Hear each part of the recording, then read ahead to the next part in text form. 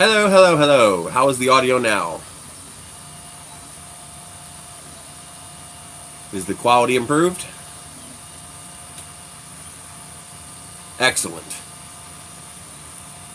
Yes, Frozen Walkway, this mixes colors. So this is actually capable of doing a gradual change from one filament to another, which we're actually going to be starting in 5.05 millimeters. It's going to take a while before you see the change. And so far, those walls are looking nice and straight. I don't see any indication of wobble yet.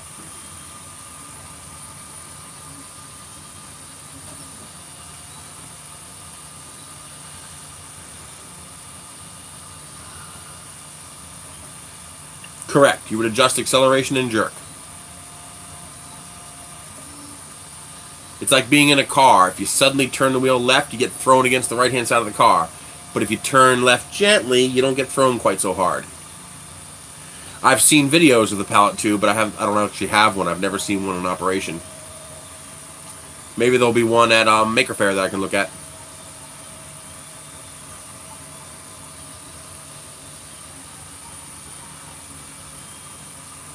So I'll be there on Saturday.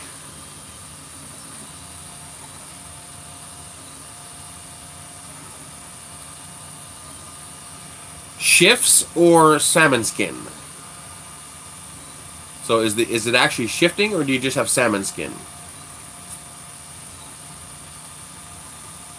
That would require 2 pallet 2s. That would be interesting. Making the software work together would be interesting.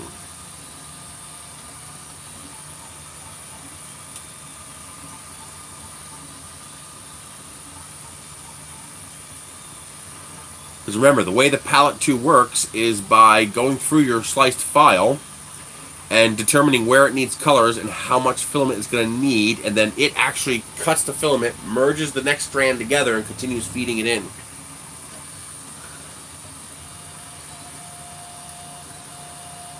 Oh, that's weird. I would check to make sure the belts are not too tight or too loose. Check to see if your steppers are overheating. Make sure there's nothing actually holding the printer up, like a cord isn't snagging or something like that. Unplug and replug in your stepper motors on both ends. Make sure the sockets are solidly in. I've had a plug just be a little bit loose and I get an intermittent connection. Just take it out, put it back in, and fixed it.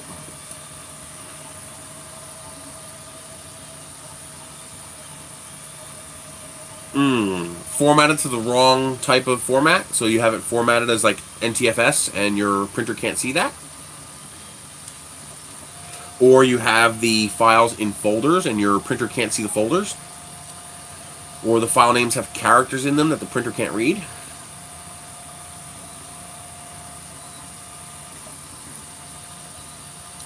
I'm not so sure I would want one of these putting a tattoo on me.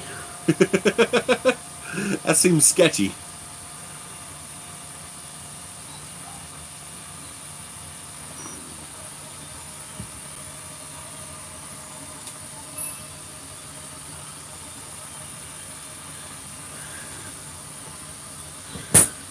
Who's Ben?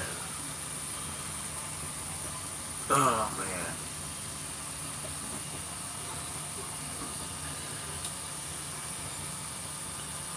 Yes! I love that he makes the t-shirts. And did you see the latest one where he made sneakers? Oh, that's so cool. I need to make a pair of sneakers really badly. I just so badly want to print a pair of shoes. But I have to use an S4 to print shoes because my feet are so big, even a CR-10 can't print them. It's got a 300mm bed, and my feet are 300mm, so I need bigger than that to print a pair of shoes.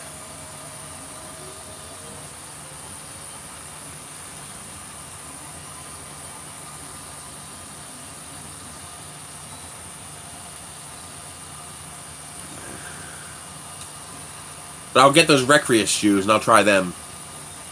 You want to see my feet? I don't know if I can get my feet up that high.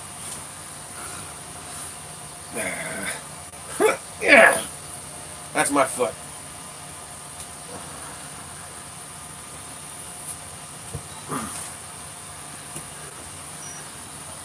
Thank you, Hobby Nerd. That's awesome.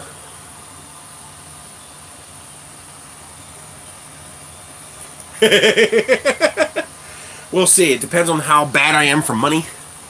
Because this is going to be an extremely tight budget endeavor. Meaning, I'm going to get there, if I get there, with nothing. So it's a good thing I have a lot of food already. So I won't have to buy food for a while.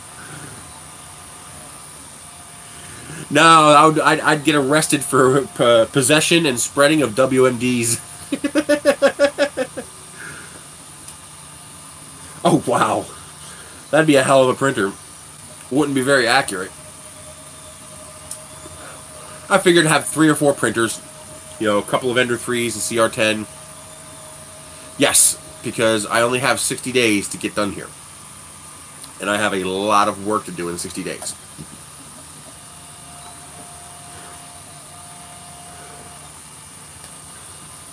So I had to stop one job in order to make time. I work 120 hours a week, literally. I mean, that's not a joke, that's not hyperbole. I work 120 hours a week. There's only 168 in the week. So I can't add a 4th activity. I can't. The 4th activity is sleep. So I had to stop one to give me the time to get all this crap done.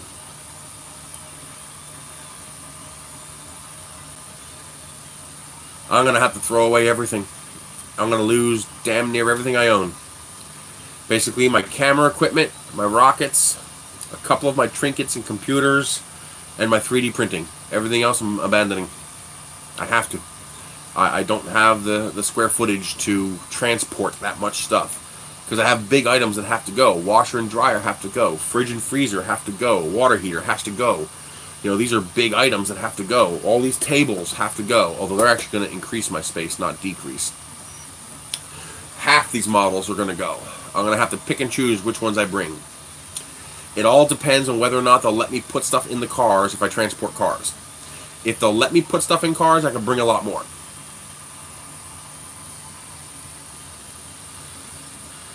The Ender 4 is not new. You think it's new because you heard of the Ender 2, then you heard of the Ender 3. The Ender 4 actually came out before the Ender 2. It's a very old printer. It's a little Core XY printer that they made. So you got to remember, they do weird things with the numbering. The Ender 4 has nothing to do with the Ender 2, Ender 3 lineage. It's a predecessor from before.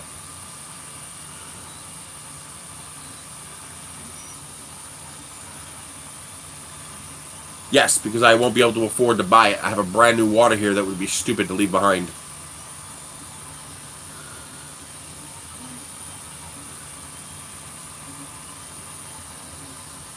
Black and gold version of what?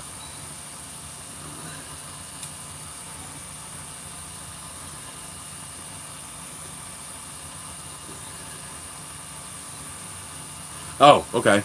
But they have more than one color. I didn't know they had more than one color. I guess we'll see what I get. Hopefully, if everything goes as planned, I'm going to New Mexico.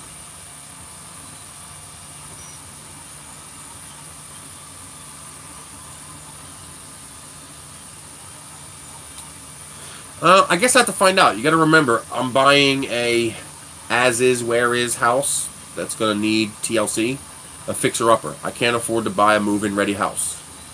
I might not need the water heater. The house I want has piped gas, so it might have a gas water heater, in which case I won't need to bring the water heater.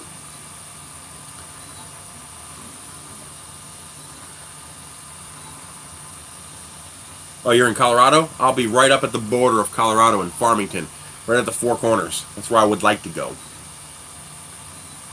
Oh, yes it is. Oh, no, it's not, because they wouldn't let me do it. Hang on. It was broken big time.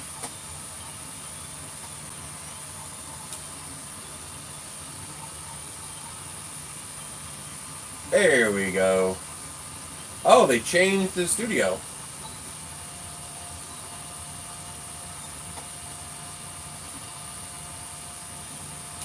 Oh, wow.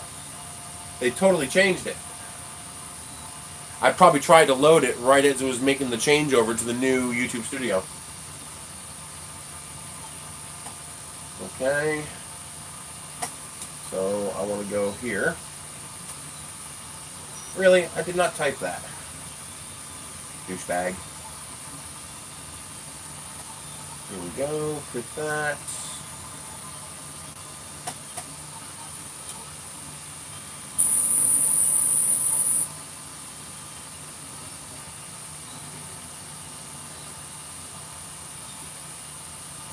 It will not let me edit an active live stream. And I don't know why. Huh. So you have to look at the description of the first half of this video. For some reason, it will not let me edit the live stream. It says, oops, something went wrong.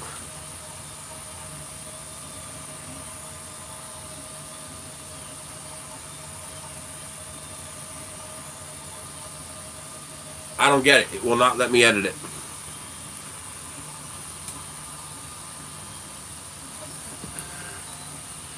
What's ABF? I'm okay with that. Drop off a container, fill it, and ship the container. I'm totally okay with that. But how do you do that?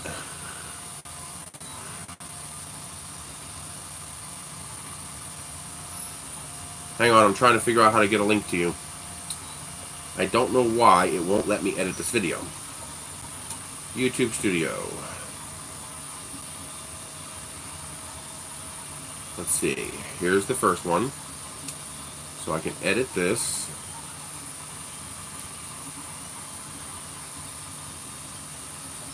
There we go.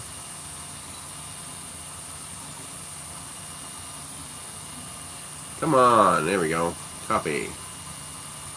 Okay, now, how do I get to the current one? See, it doesn't show me the current live stream in here. Videos. It shows me the one that I closed. Maybe under drafts? No. Unlisted? Nope. All videos.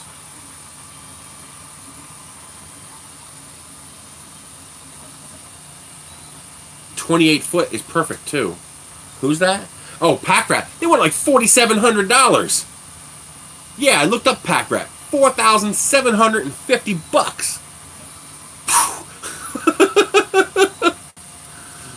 The pods won't do Farmington. The closest they'll do is Albuquerque, which is 200 miles away, and they want $4,000 for that. Yeah, I checked these. I checked U-Pack, Pack Rat, Pods. U-Haul, forget it. They're crazy. And Pods was for a 16-foot. So, very small. I think it's just because of the sheer distance. I mean, the rental truck would be safer. But if my mechanic goes with me, I think that's a reasonable risk, and at least I have the bus to show for my $3,000. Because with the rental truck, I'm going to pay $3,000 and I'll have nothing. Because I have to give it back. ABF and R&L. I will check out both. Okay, why can't I see the current video? And I can't edit it from the YouTube app.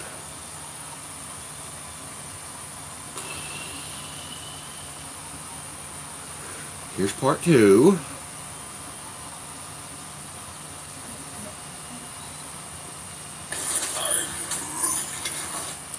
Yeah, that's kind of what I figured.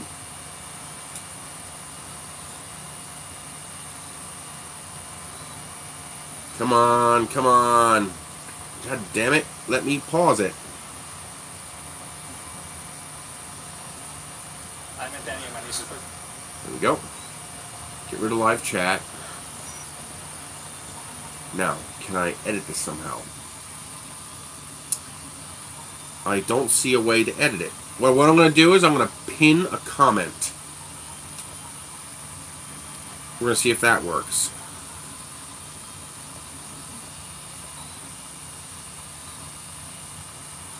And then I'll add it to the description after I hit done.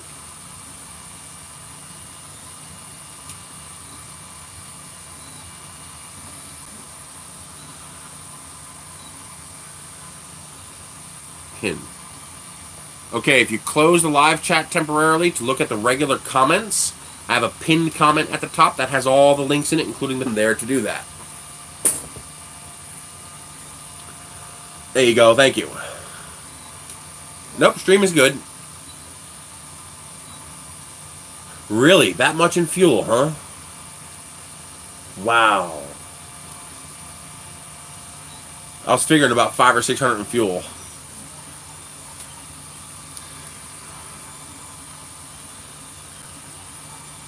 Probably me trying to edit it. It's probably me trying to edit it that's doing it, so I'll stop doing that.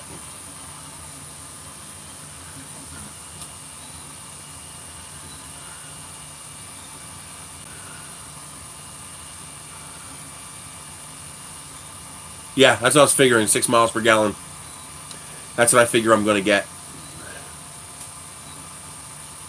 And if you can get it for $2.80 a gallon, that's a pretty good price, actually.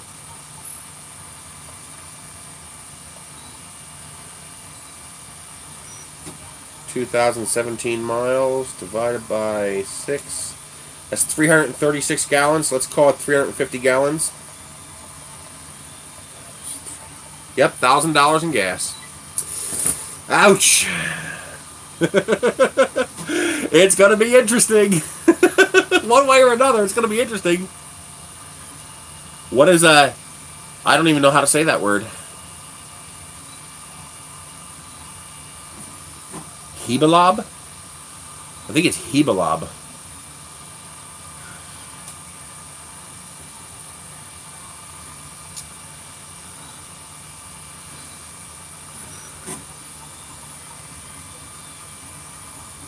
I have a hitch on my Leaf. I just bought a tow dolly last night for $350. I brought it home with my Leaf.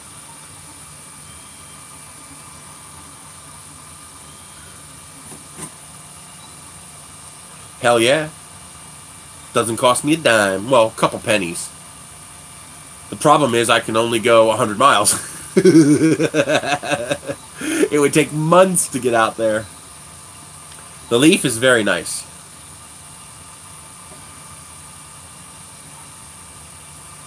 Yes, it does. Right now, that's the only way you can. You do it from the LCD, you go into Mixer, and you can change to whatever percentage mix you want. You can also program a mix change over Z-height. So, for example, we are actually now at the point where we're mixing.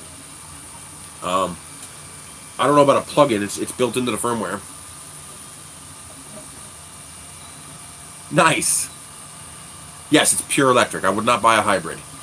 A hybrid doesn't make sense for my kind of driving. Although, now that I'm going to New Mexico, a hybrid makes more sense.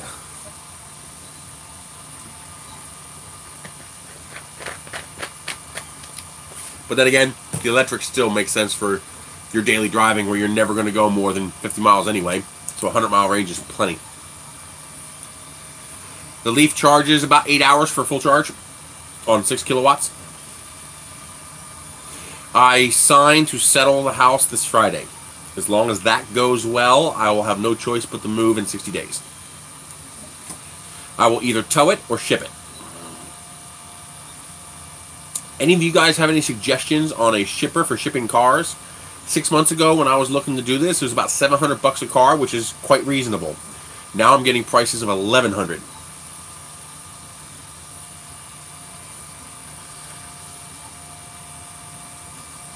Ah, yeah, see, that won't work. It has to be compatible. You gotta wait until like the 5th or 6th generation cars when we have 500-mile range charges. I don't know, that's the price I was quoted.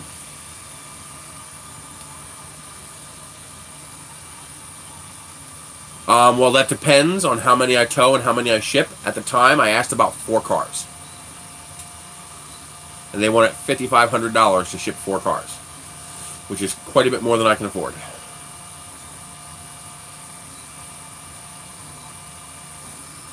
In theory, if the mechanic goes with me and... Okay, there's multiple ways I can do this. I'm going to try to get a hitch on the bus, because then I can put the Geo tracker behind the bus, because it's light and tiny. Then I can either bring the pickup truck towing the minivan, or bring the minivan towing the Geo tracker, and tow the Leaf behind the bus. And then I would just need to, well, if I did that, I wouldn't need to ship anything if I left the pickup behind and sold it. If I want to bring the pickup, I really need to ship like 2 cars. I don't need them, but my range of cars is what permits me to do the things I do, to travel. So when I find that piece of furniture, I can go get it with the pickup truck. If it's local, I can put the trailer on the leaf. It means I can drive anywhere I want within 50 miles without a concern for fuel or maintenance costs because it's electric. The minivan is my travel vehicle. That's what I use to go to events. So when I go to Murph, when I go to IRF, when I go to Maker Faire, anything like that, I use the minivan. The Geos are basically my backups. They're my toys.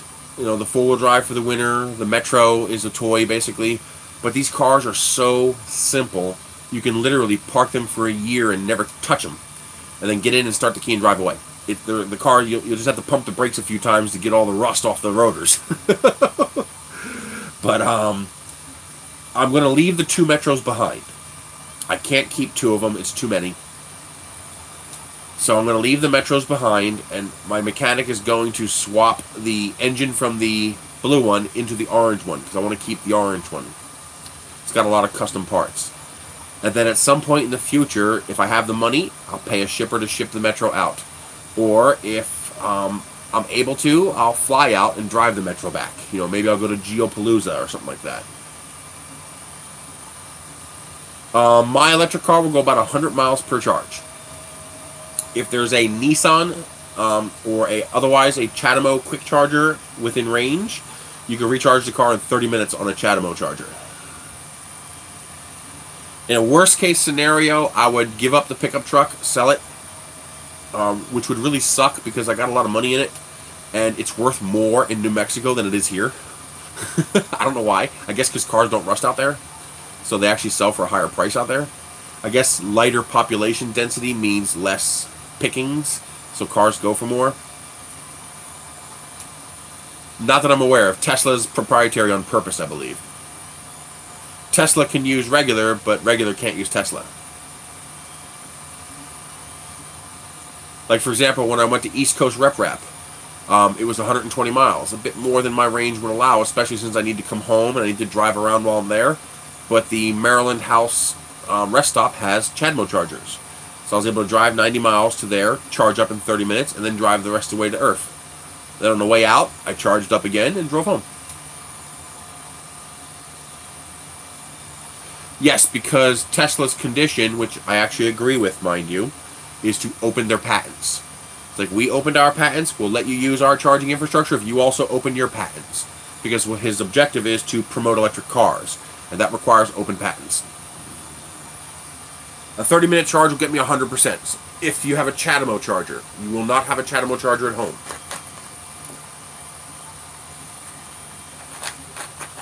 So that 30-minute charge will get me 100 miles.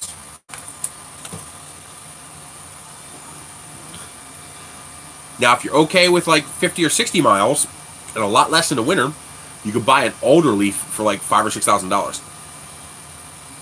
Nice. I could never own a Tesla. Even if Elon Musk came into this chat room and said, Chris, here's a free Tesla, I couldn't take it. Or I'd have to sell it immediately. Because I couldn't even afford the insurance on a Tesla. Not to speak of the maintenance. They're expensive cars.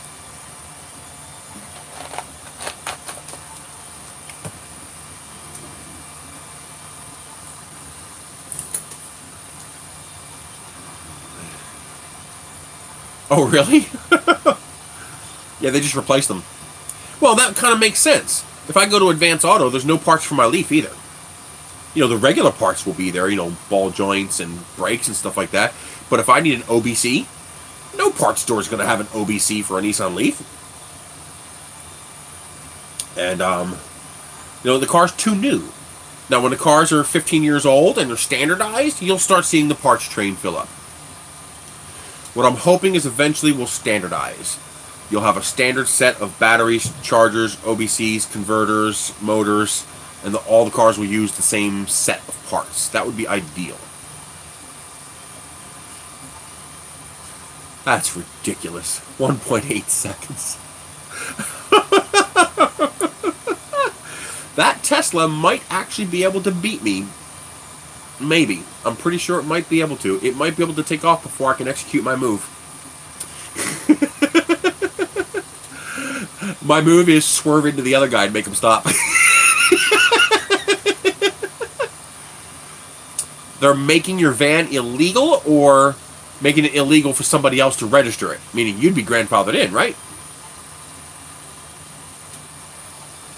The Leaf is a car from Nissan. So it's Nissan's all-electric car. Oh, 1.8 seconds will smoke damn near anything. But people don't understand, even my Nissan Leaf is stupid fast. Because it only has 221 foot-pounds of torque. But it has all of it. Anytime. There's no spool up.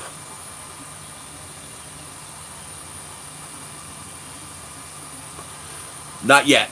They're working on pickup trucks, but not yet. What I desperately want, and I cannot believe they're not doing it yet, I want a 400-mile range, meaning 300 effective, but 400 capable, mile range minivan. I want an electric minivan. It would be perfect. You'd have all the space for the batteries. You'd have the cargo room, the people moving room. I mean, an electric minivan would be perfect. Exactly. Instant torque at any speed. My minivan's the fastest damn car I have. It does 0 to 60 in 8 seconds. My minivan! It's faster than any other car I have. It's faster than my V8 pickup truck.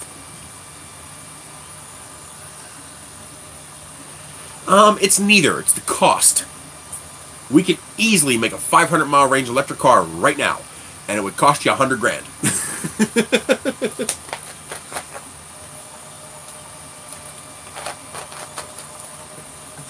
So, as the price of batteries comes down, the range will increase. For example, my 2012 Nissan Leaf had a range of 84 miles, an effective range of about 70, 50 in the winter. My new 2016 Leaf cost exactly the same amount as my 2012 Leaf, and it goes 110 miles on the charge. That's an SUV crossover, isn't it?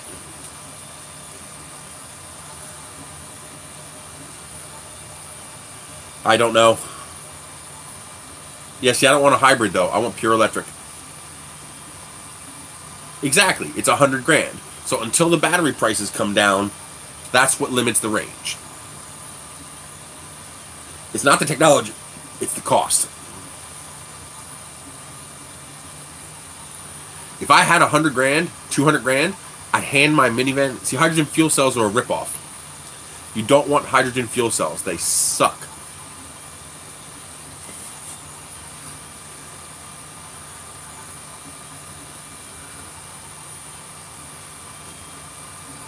The grid-to-wheels efficiency of an electric car is 90%. It averages 85 to 95%, or 88 to 95%.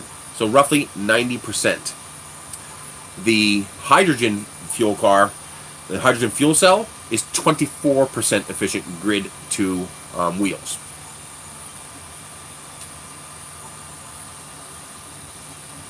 The EV1 was amazing, and GM destroyed it. Do you know why GM destroyed the EV1? It's not for the reasons you think. Most people think it's some conspiracy and bullshit like that. There's no conspiracy. The reason the EV1 was killed, 54% of GM's profit comes from after they sell you the car. Maintenance, warranty, parts, service. 54% of the profit from selling you a car in the year 2000 comes from after they sell you the car. An electric car is a solid-state car. This is a high-power LED flashlight. The first high-power LED flashlight to come out cost like $400, $500. This is multiple times as powerful as that flashlight, and it cost me $12.96.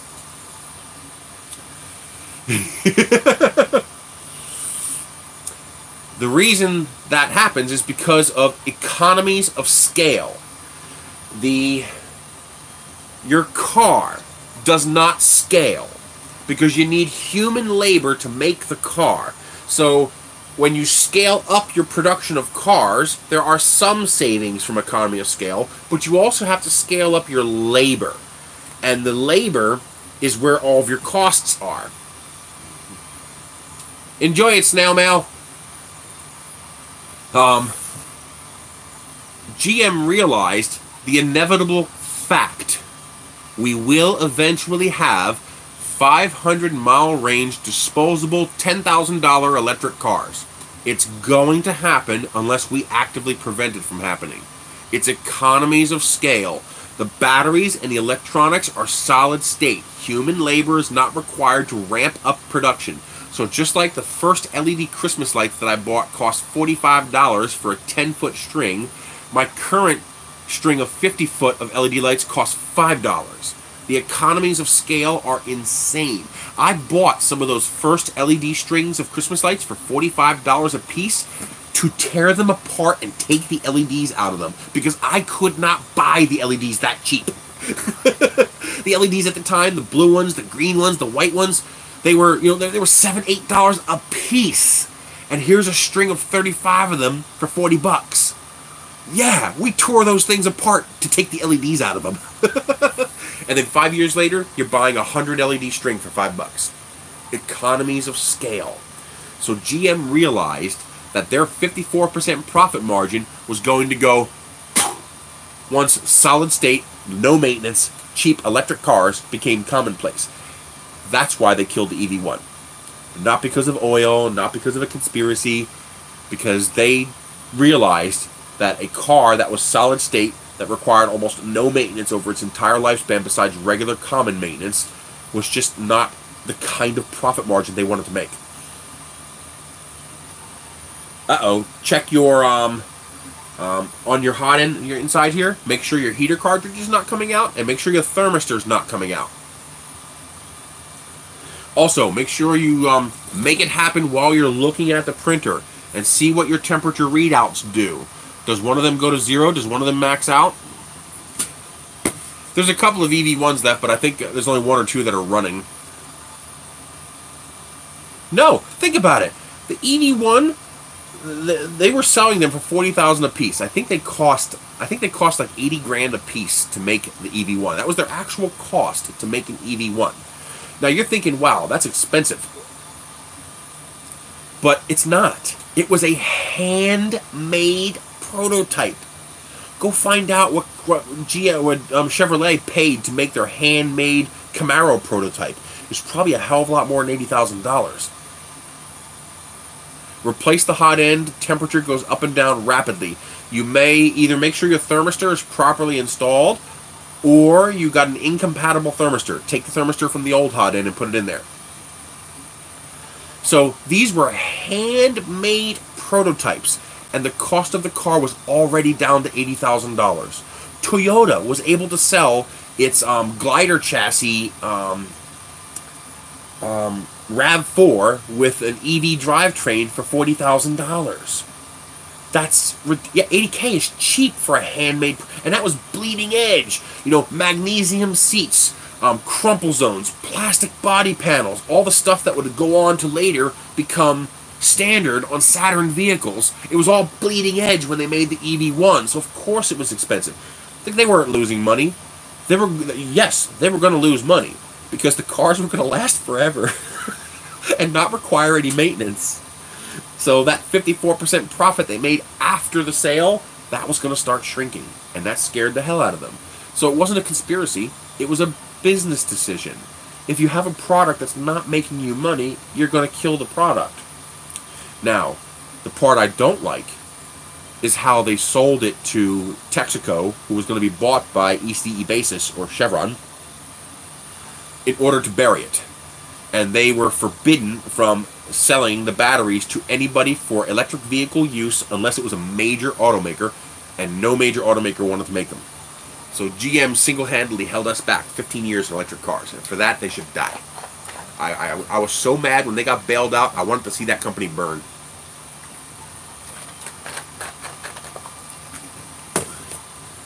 Hello, Manila.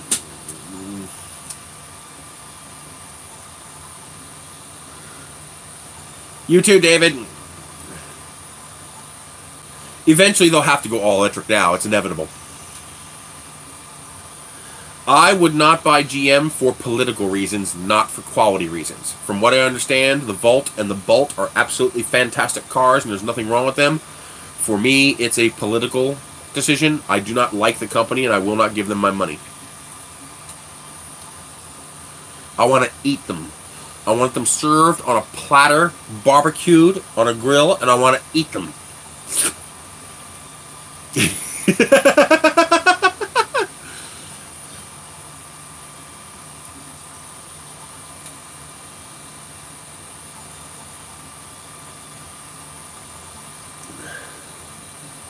The Leaf is pretty good. I've been very impressed by the quality control in the Leaf.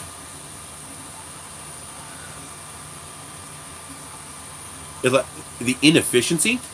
Here's something that most people don't realize. Your gas car uses more electricity per mile than my electric car does. I think you want to think about that for now. Just think about that for a minute. Your gas car uses more electricity per mile than my electric car does. You buy another used one like I do. My next car will be a 2019 Nissan Leaf with a 60 kilowatt battery. I'll buy it in 2021 because then they'll be coming off lease and I'll be able to get it for the same $17,000, $18,000 I paid for my current one. How do you think they build the factories, the helicopters, the drills? How do you think they house the employees, the factories, all the media, all the hunting down of the oil, the drilling of the oil, the transporting of the oil? All of this stuff has to use electricity at some point.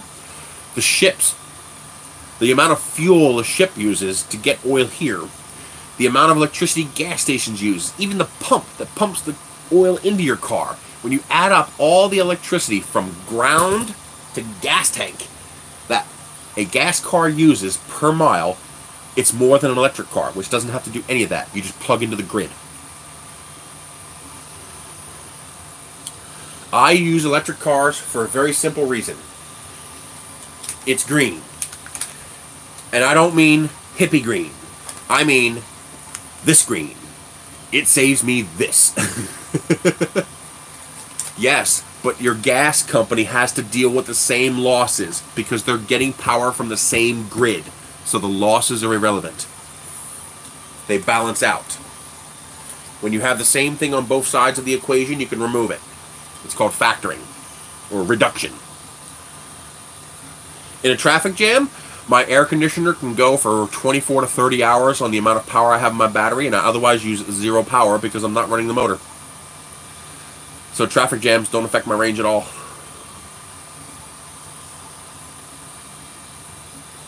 Oh.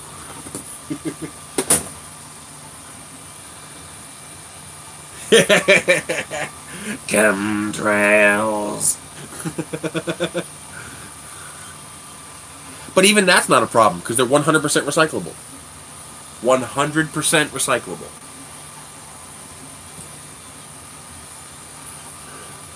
Yeah, infrastructure is going to be a problem. It's changing, but it's only at 90 and 10.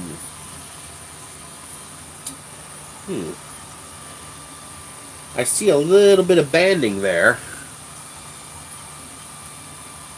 I'm going to loosen up that grub screw to allow it to stabilize the position.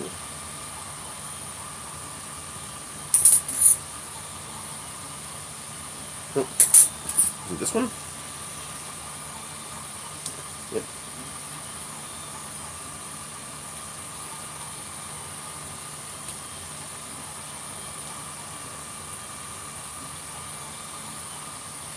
Okay. See if that helps. May have had it too loose. The problem with hydrogen fuel cells is that they maintain the status quo of you have to go to a pump you can't control to buy your fuel. It's not a commodity. And that's the problem with hydrogen. A hydrogen fuel cell car is literally an electric car where they have removed the consumer-friendly battery and replaced it with a corporate government-friendly fuel cell. That's a hydrogen fuel cell car. They're taking away the consumer-friendly battery and they're replacing it with a corporate-friendly, government-friendly fuel cell. I don't know. I've never tried.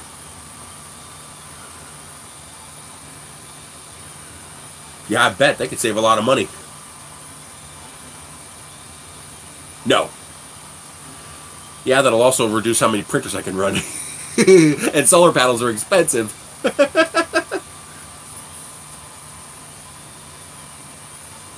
I'm seeing some striping, some banding or something here.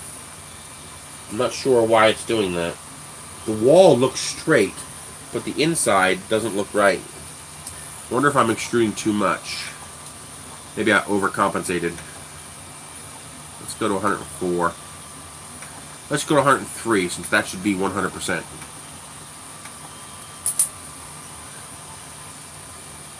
I have a CyberPower and an APC. Well, cheap is relative. They're cheap compared to what they used to cost, but very expensive for a non-existent budget. Yeah, going off-grid is very expensive.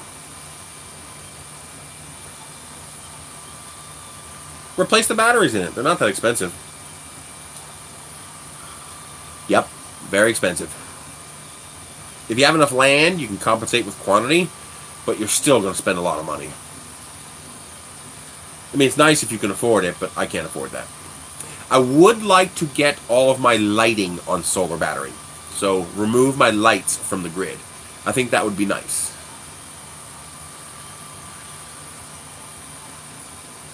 Yep, we are doing a switching color on the nose cone now. Yep, I've seen that. I've seen the guy building power walls with the 18650s.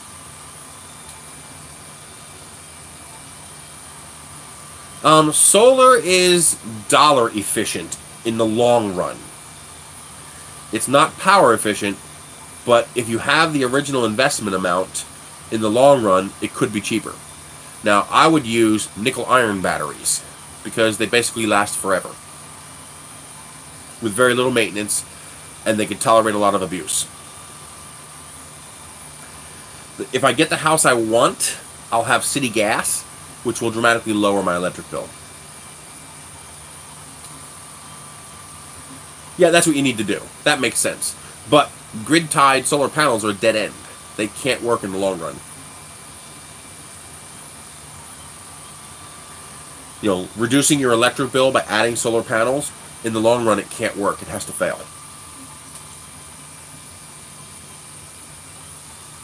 I know, isn't that amazing? Very beautiful roofs, too. See, the problem with grid tie-in is that you're generating more electricity during the day to compensate for the electricity you use at night, and your panels are generating nothing. The problem is you still need power at night. Where does the power come from? The power company. Once enough people have a 100% offset of their electric bill because of their solar panels, the electric company goes out of business because now they can't make enough money to keep the power going. So eventually, it can't work in the long run. In the short term, it works. But in the long run, it can't work. The only thing that makes sense is solar with storage, meaning you store your own power and then you use your own power at night. And you just you pay your $20 a month to the electric company to keep the grid connection as your backup generator. So if you run out of power, you tap the grid to charge up your pack. Yes, the economy of scale is kicking in big time with solar. The problem is the amount you need. We're already at $1 a kilowatt, which is parity with coal. What people don't realize is just how much power they use. Yes, because they don't want you being independent. They want to force you to pay the company. Well, of course, that will happen.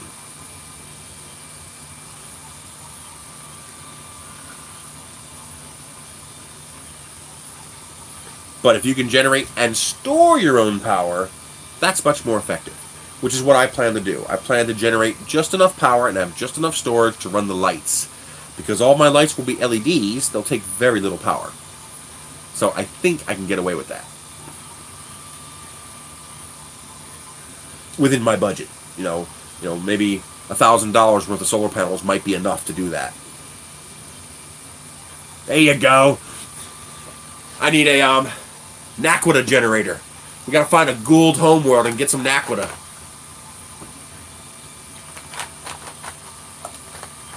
Yes, I run stock firmware on all my printers. I've never updated the firmware.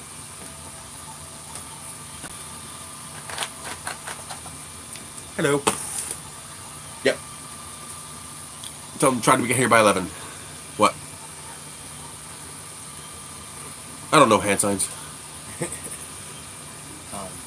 No, I already told him between... I'm going to try to end this about 10. Give me an hour to rest. And then you guys will take a little time to pack up. So that'll give me an hour and a half to relax a bit. That should be enough. Super caps would be interesting if they can fix the capacity issue. If they can make them last long enough, that'd be cool. Because the trick is the batteries wear out. That's why I like nickel iron.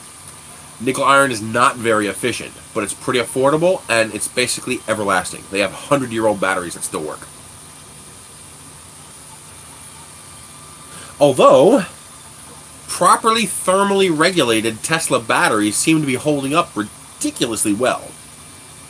Actually, the only cars that have real serious degeneration in capacity is Nissan's, because they don't use active thermal protection, active thermal management system, a TMS system, TPMS. And they use air cooling, and so the batteries can get too hot, which degrades them.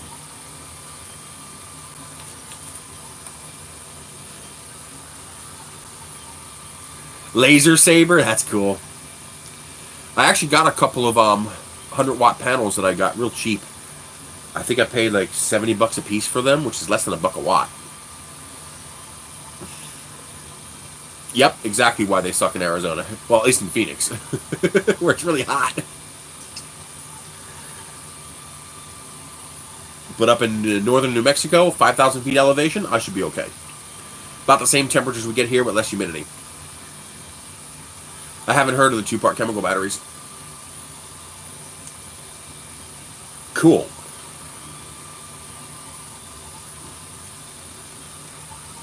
That'll happen eventually. We'll eventually tackle power. I think it's inevitable that we'll eventually tackle that. I currently charge at 3.3 kilowatts, so it takes me about 10 hours to recharge from completely depleted. But it is capable of 6.6 kilowatts, and I do have a 6.6 kilowatt charger, which I will probably install at the new house. And I can also charge Chatamo.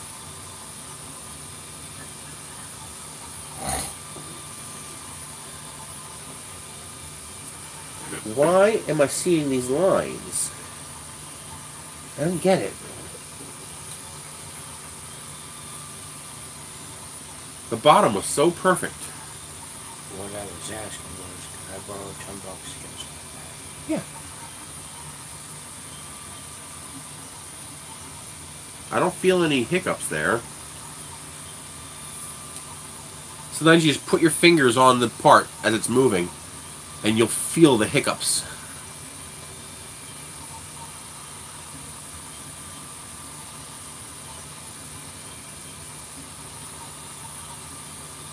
I wonder where the lines are coming from.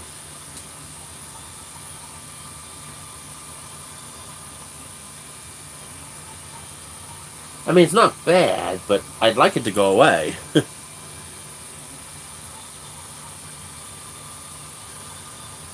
If you don't have the resolution on the gold stepper, well, I'm at 8416 now. So I'm at 84% blue, 16% gold. That's more than enough. I can see them both moving. Trying the two-tone thing again? Yeah. I don't think so. That feels solid. Let me feel this as it goes.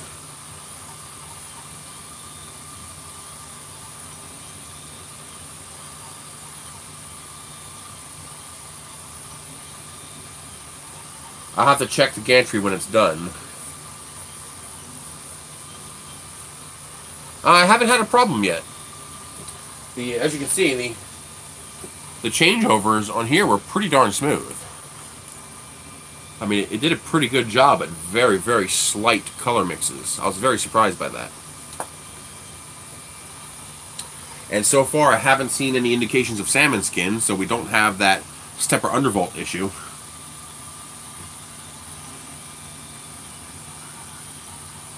This is basically an Ender 3. Yes. Actually, it turned out it was the coupler that was bad. This hole was incorrectly cut, so the rod was wobbling back and forth.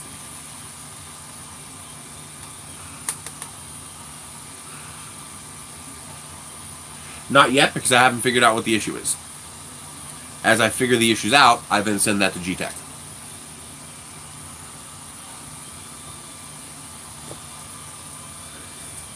Like, for example, I figured out the issue here. You know, obviously it was a firmware issue. So once I had enough details, I sent it to them. I showed them an example of it happening with a picture. And now they were able to find the issue, and they're going to make a firmware update. Selling it. I hope.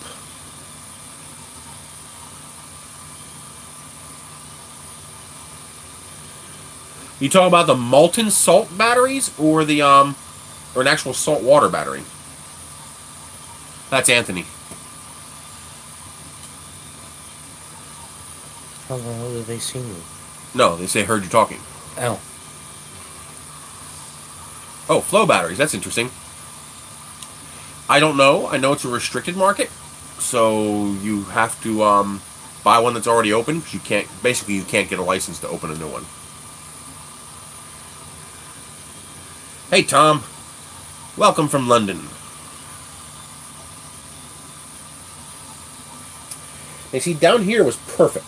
Right up to here was absolutely spot on. I don't see a single issue. So why is it giving me a hard time? Is it actually drawing in the filament? Yes, it's drawing in the filament. So it's not just chewing it.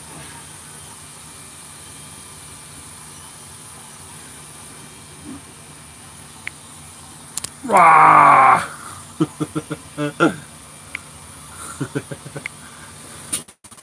Flip the camera? Yeah.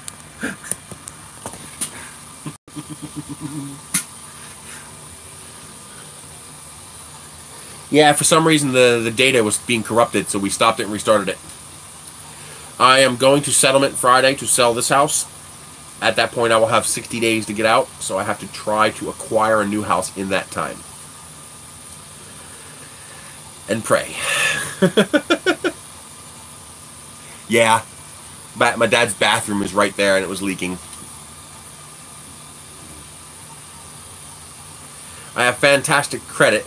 I have a 60 credit score, but they dismiss 75% of my income as invalid because it's YouTube.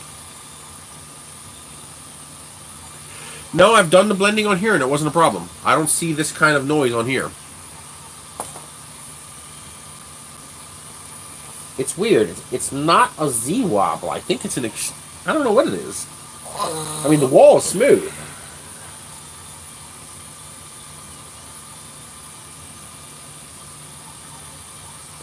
I don't know what it is.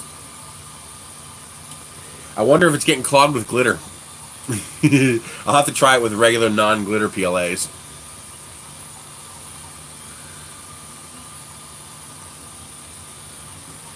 Oh, spiders are great. They eat all the mosquitoes. I love spiders.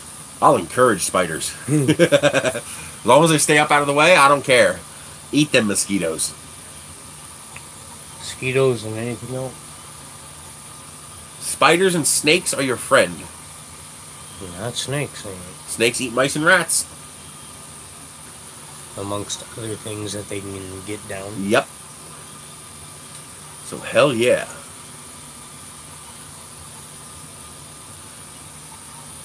I don't know what my nozzle temperature is. I have it set for 240, but it's reporting 230. So I don't know which is accurate. It's obviously hot enough. It's not having trouble extruding.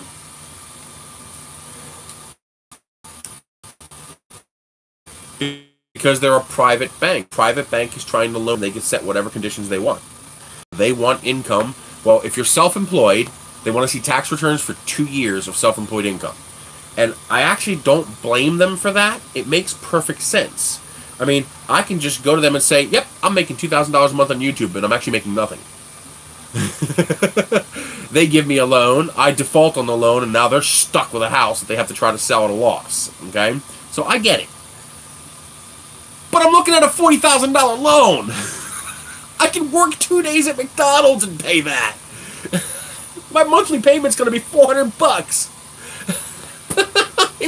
I mean, I would totally understand if I was looking for a $300,000 house. I would totally get it.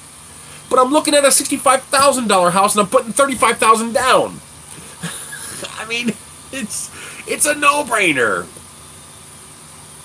But they only count $15,000 of my income as valid, which means my monthly is $1,250, and you can't go above 45% of that. The house payment and the car payment put me above 45%, so they won't give me the mortgage. Even though I make plenty of money, even though I have plenty of money. What are you breaking? Oh, it drives me nuts. Yes, my credit union's the one who turned me down.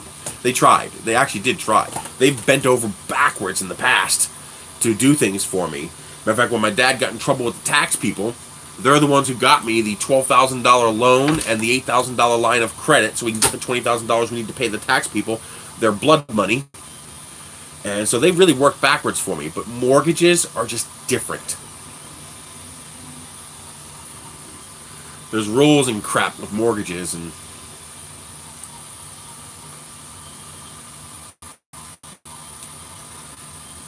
the problem is I can't find a house in Rio Rancho or Albuquerque that has You don't want Albuquerque. I can't find a house with city water and city gas. It's all wells and septic.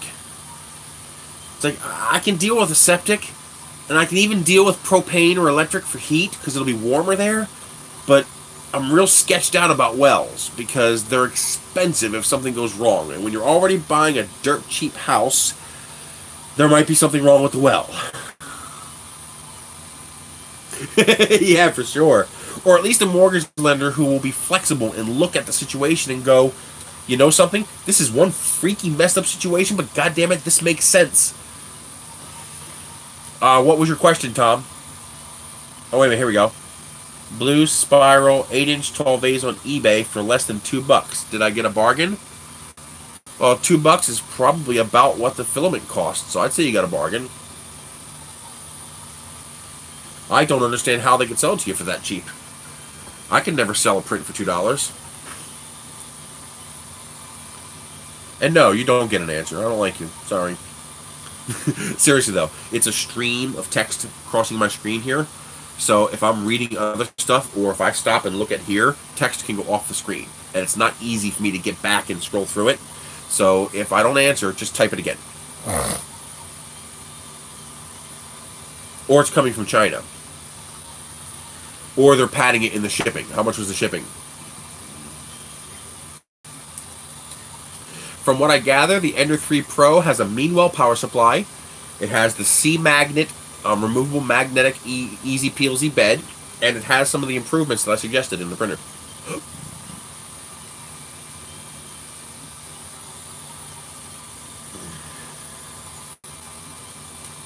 That's why I'm going dry. That's why I'm going. I'm so freaking sick of rain. I hate rain. God, I hate rain. I'm so sick of rain.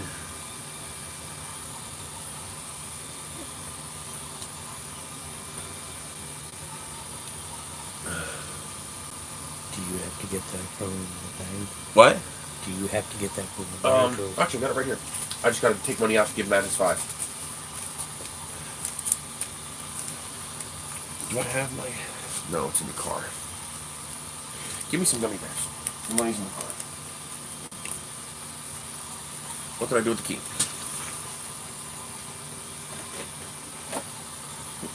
Chris, what about with your ID? Huh? Oh, yeah, there it is. Good, there's Matt's money. It's 2 for $2, right? Yes. Okay, just give me 4 bags. Take some to work with me. Okay.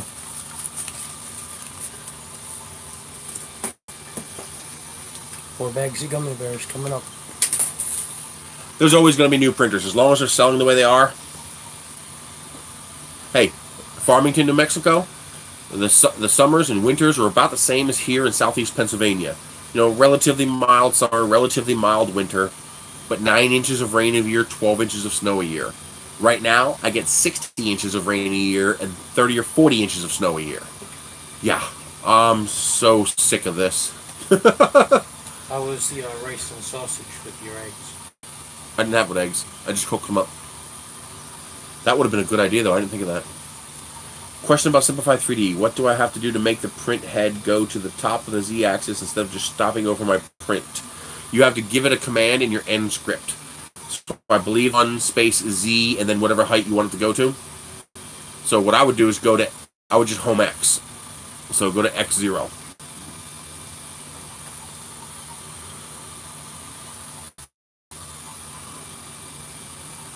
I don't care if I don't have a garden. I'd rather have dry. 30% humidity year-round. Yes, please. I am so there. Because I'm not allowed to. I don't own them.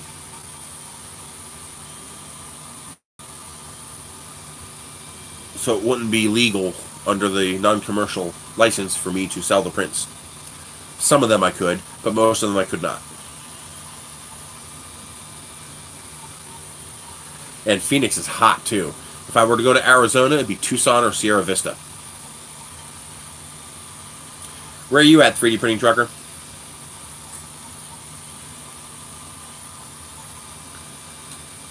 Well, we're not doing a whole lot of packing right now. A little bit. Mostly cleaning out so we can get to the stuff to pack. Yes, but they're not worth anything. The most I'm going to get is $100, $150, and I would rather keep it than get so little money for it. The only printers I can get more than that for are the printers that are actually worth keeping. CR-10s, Ender 3s.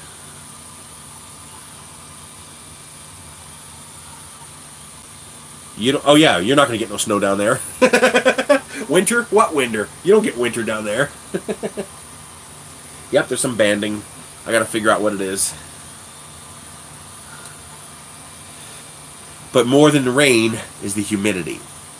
And New Mexico, no humidity. It's 30% year-round. It's beautiful. Oklahoma would be tolerable. It's humid in the morning, but it burns off in the afternoon, and it's about the same as here, which I could live with because it has less rain, but then I can't get health insurance.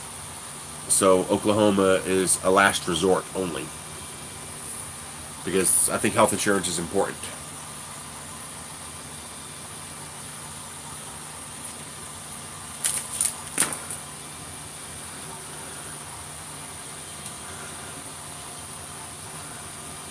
Ugh, see, it's Alabama.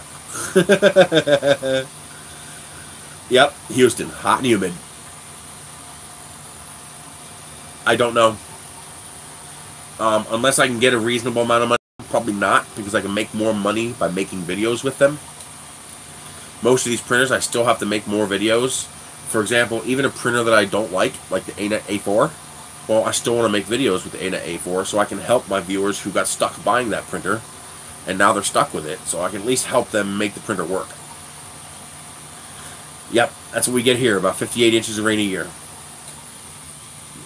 Well, my income would be low enough that I can get state health care in New Mexico. Yes, Farmington is my objective.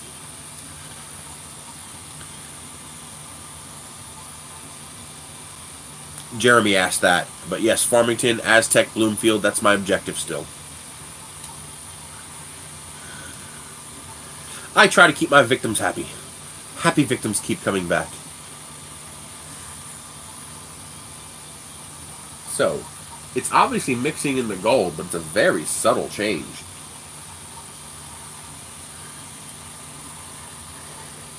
I wonder if there will be a point where it will just start transitioning, like you'll really see it transition.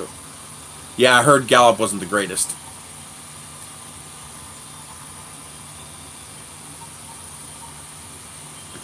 Comcast.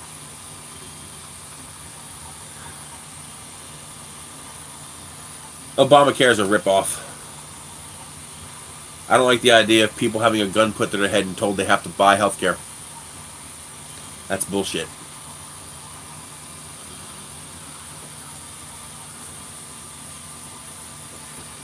Comcast as a company is not that great, but at least I'll have good internet service.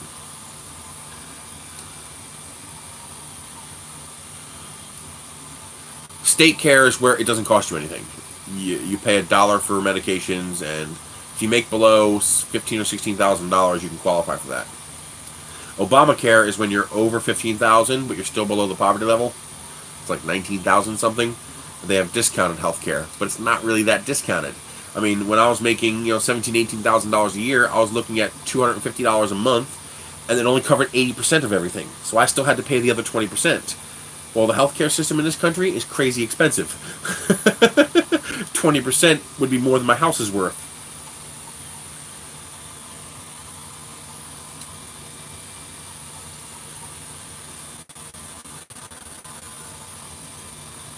Correct. I'd be looking at Medicaid.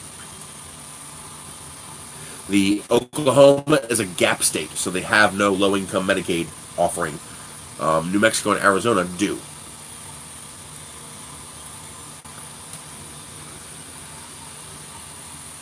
This is what you're getting in New Mexico. What's that mean? Oh. Healthcare.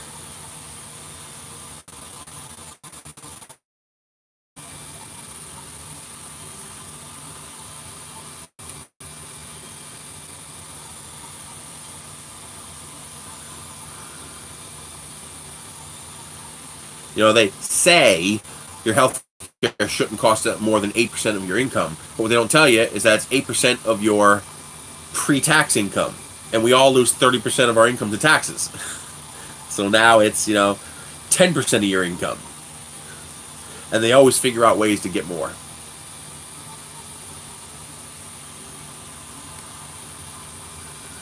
Filament stepper motor alignment seems to be off. It's too tough for it to get through. What's that mean?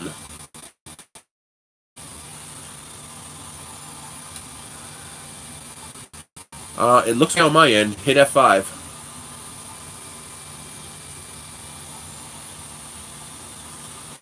I'm showing clean connection. Can I play my own stream? Yeah, the stream's coming clean for me.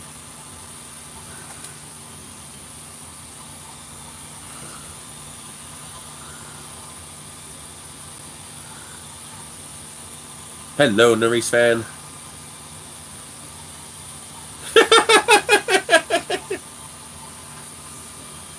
Extruder doesn't get pushed through, so it's not feeding through here at the extruder motor, or it's getting through here and not coming out the nozzle.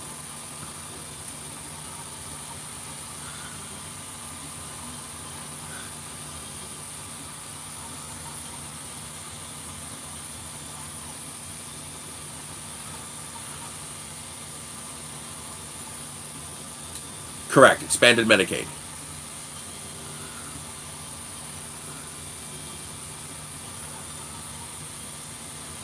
Change it. So change it to something else, and then change it back to 720.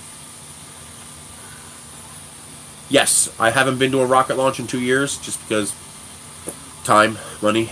But if you go to naramlive.com or rocketrylive.com, you can see all my video and pictures. Yeah, the bus is a risk. If it was by myself, I wouldn't even consider it. Since I'm going to have my mechanic with me, I think it's safer. It's also only got 117,000 miles on it, so it's pretty low miles. I mean, my cars have more miles than that. Yes, I love watching SpaceX stuff. Did you see the new design for the BFR with the 3 fins and the canards up front? That looks pretty slick. That looks much more flyable as a model rocket.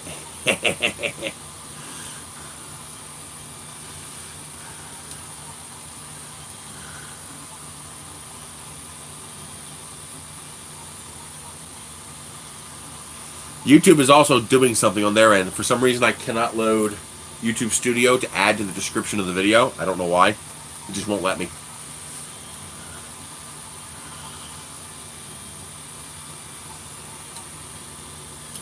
So I still got some banding. I got to figure that out. This belt is a little tight, Maybe it's too tight. I can try loosening that a little bit. This feels good. I don't see a problem with that. Am I binding on the belt?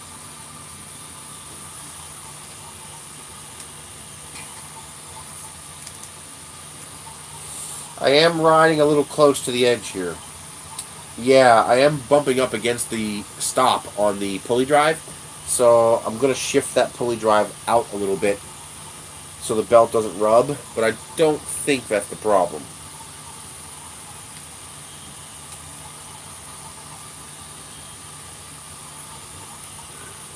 How's the y-axis?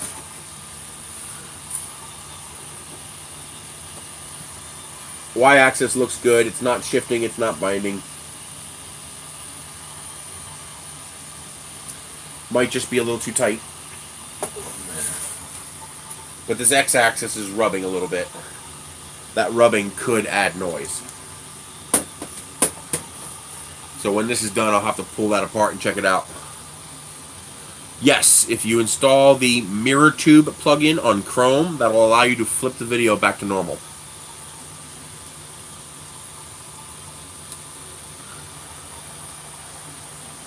Correct. Medicaid would be what I would get in New Mexico. That's the expanded Medicaid.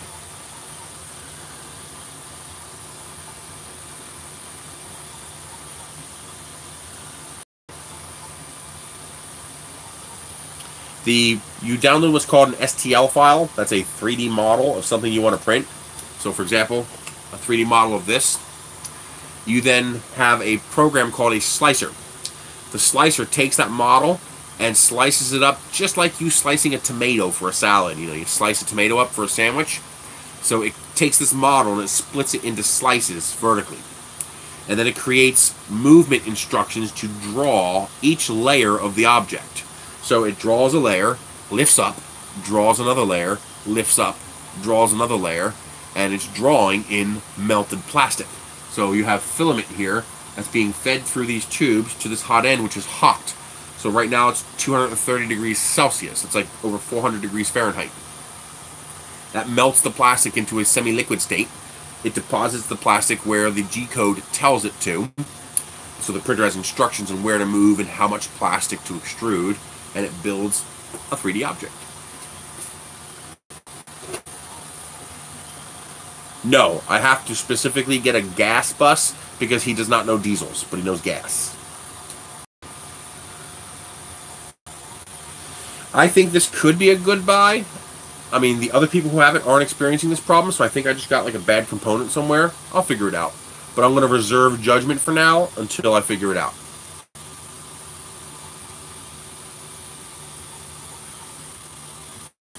Yeah, I'm going to try that because this bottom part in a single filament is perfect. But that could also be a Z-height issue. Ah, so you couldn't get the filament in. Sometimes that's as simple as taking a Phillips screwdriver and just widening the entry hole a little bit. And then make sure there's no scraps in there. Sometimes it's as simple as doing that. It is lighter. This part up here is lighter than this part down here, but you're right, there's not much of a change. Although we're still at 71-29. So it's 71% blue, 29% gold. And since the gold is largely clear, the changeover is going to be very subtle. That's why I did blue to gold.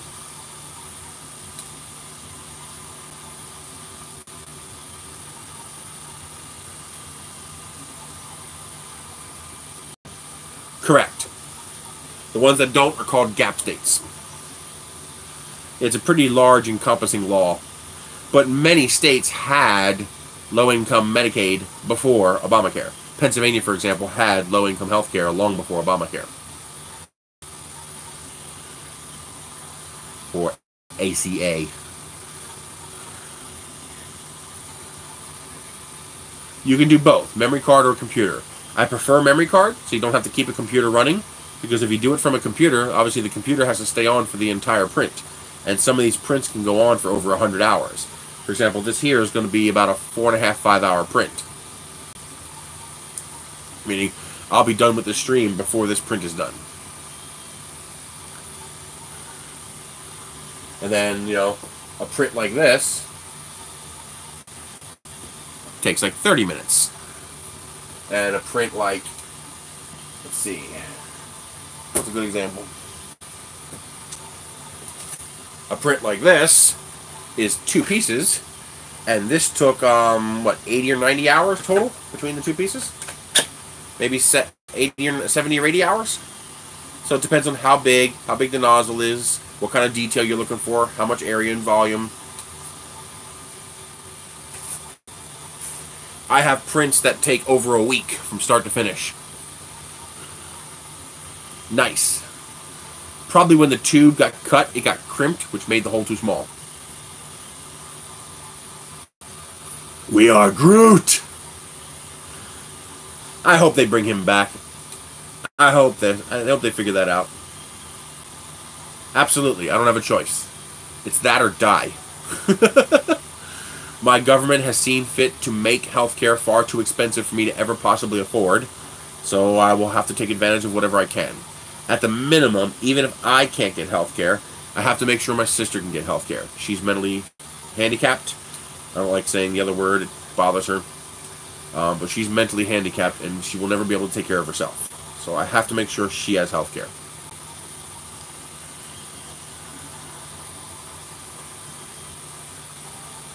Oh, really? I never saw that. Oh, you gotta send me pictures of that 3D printing trucker. Articulated Groot?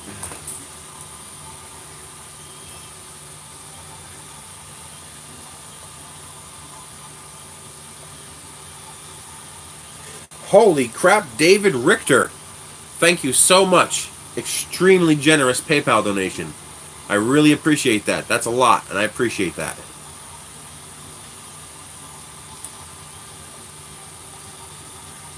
Very generous. Aw, where do you get it? My Mini Factory, Cults, Yegi? No, Yegi's just a retailer, like an Amazon kind of thing.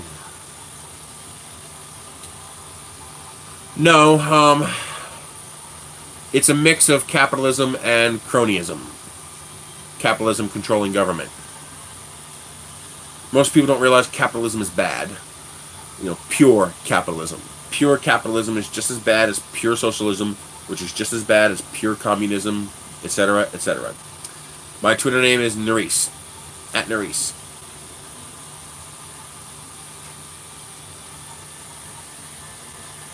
That's because there's not so much government involved as corporate in-government pocket involved. It's capitalism, or what we call fascism.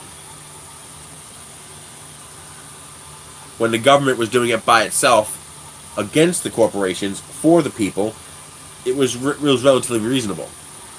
Basically, every service I've ever seen that's been privatized has gotten more expensive. I've never, ever once seen a public service privatized that got cheaper.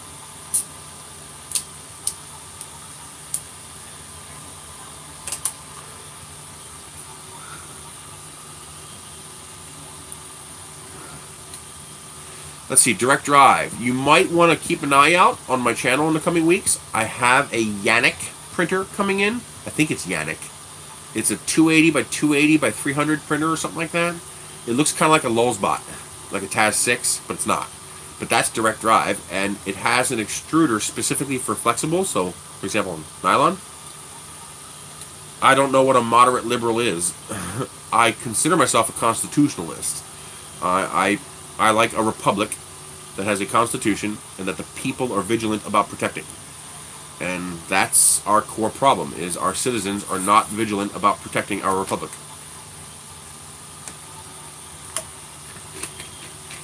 I am slightly libertarian in the regard that I want the government to butt out. Leave me the hell alone. I don't want them doing all this crap. But what I do want them to do is I want them to step in when they're supposed to stop abuses from happening. And then here's the hard part. Here's the part that most people don't get. Once they step in and stop the abuse, step back and leave it alone again. Our government steps in and then keeps its finger in there. And that just makes it worse. I don't know what Kavanaugh means. What is that? Is that a person? Is that an ideology? Or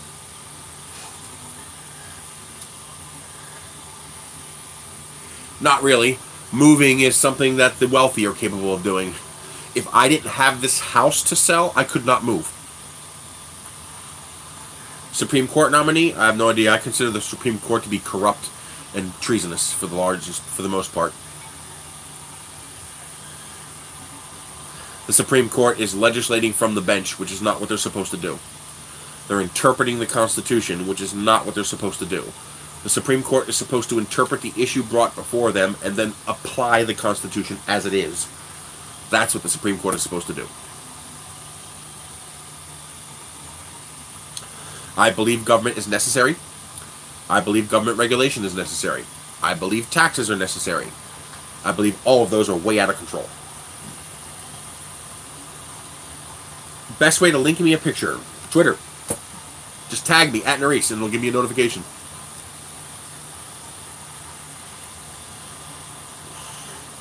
I don't even want them to shoot stuff down. I want them to do their job. Interpret the issue brought before them and apply the Constitution as written. Like, reasonable, articulable suspicion doesn't exist.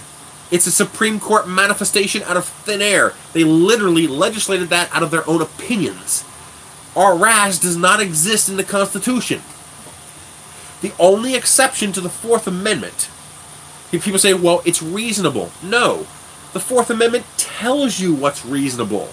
That which you can articulate specifically and exactly with a warrant. That's reasonable. If you can't get a warrant, it's not reasonable. I never heard of Matt Levin. I don't really watch TV or listen to radio or anything like that. I don't even listen to my podcasts anymore just because I don't have time. Yes, I want to see 90% of the federal government disappear. Go away. Huge chunks of the federal government are illegal. They're unconstitutional. They have no constitutional authority to exist.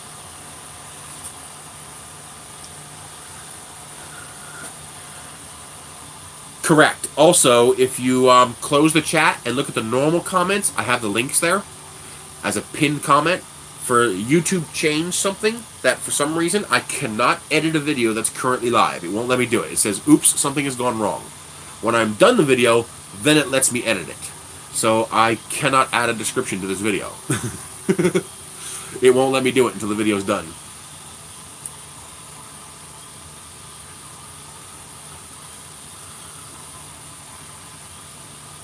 Oh, jeez.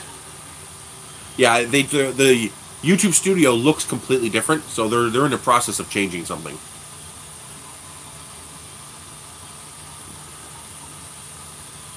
They'll get it fixed eventually. The problem is, it's twofold. One, we've gotten too large. Let me give you an example.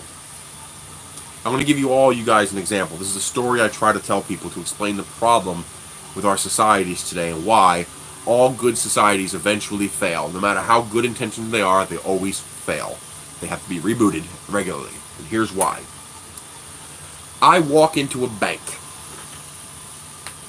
I pull out my Mac 10 and I spray the ceiling. And I say, everyone down, I'm robbing this bank. Alright? Zastavan here is lying on the ground next to Sal Spitz and says, Sal, let's rush this guy. He can't get us all. What happens? Nothing. No one moves. Because he's absolutely right. I cannot get you all. You have a great night, Mark. But I'll get some of you. And nobody wants to be among the some of you that get it.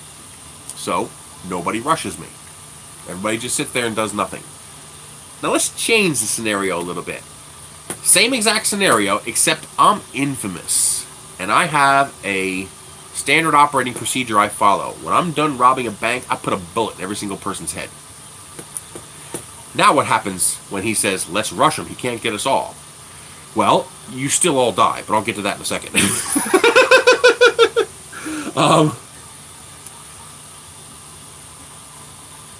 Awesome, dude. Send it to me. I'll check it out.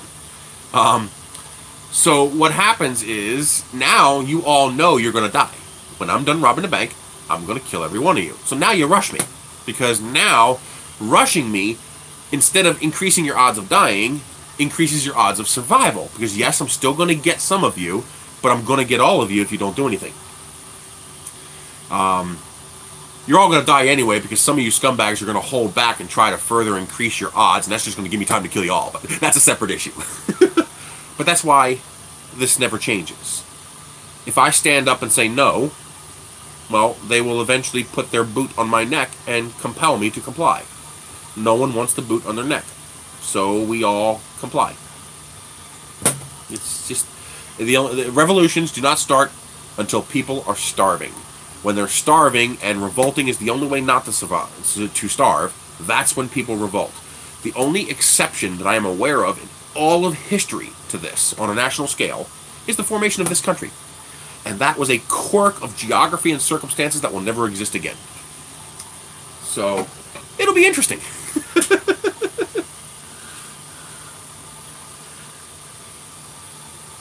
Oh, jeez. Yeah, but you know something? 9/11 can never happen again. Flight 93 is why 9/11 could never happen again. We didn't have to do a thing except secure the cockpit doors. Because if I'm on an airplane and someone tries to take over it, I'm killing the guy. I'm going to stand up and kill him with my bare hands. And most of the other people on the airplane will do the same thing. So that's not an issue. Yeah! 8-ounce liquids. Oh, so dangerous. The human zoo.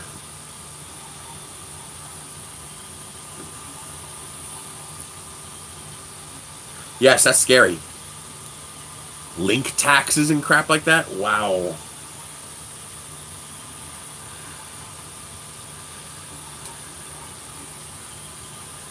True.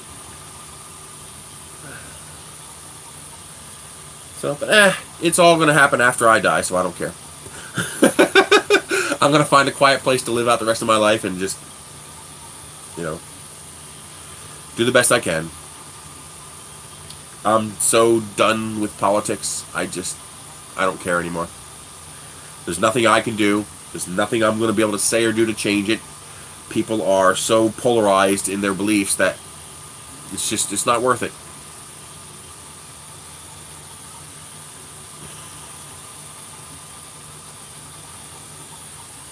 True, but RPGs are expensive.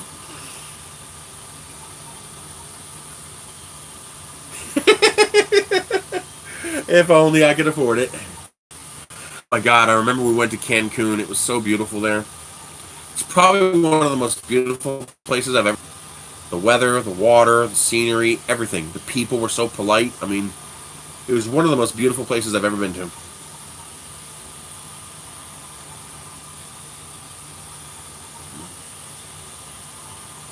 You have a good night, Solomon. We're at 63%. I figured we'd see... Oh, it is getting lighter.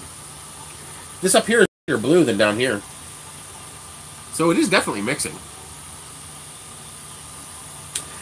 But I did want a nice gradual change. I was hoping to be a little more gradual. I have a feeling it's going to be very, very gradual and then sudden. I think the colors are not quite compatible for a graduated change.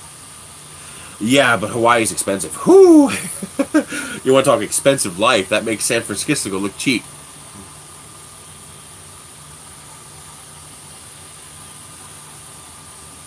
Bring out my email. Just go to naramlive.com. I have an email address there. 3dprinting@Norris.com. That'll get to me.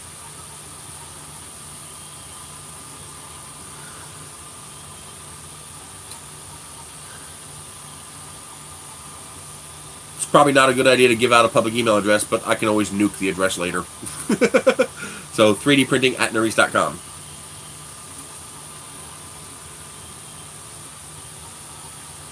Yeah, but oh my God, Hawaii is so beautiful. As long as you don't live too close to the lava. Oh my God, lava!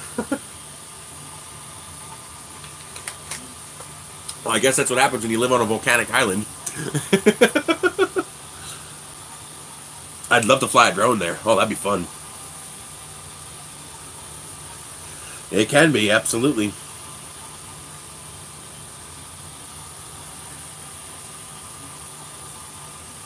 Oh, down in Cancun, it blew my mind. I was in water chest deep and I could see my toes.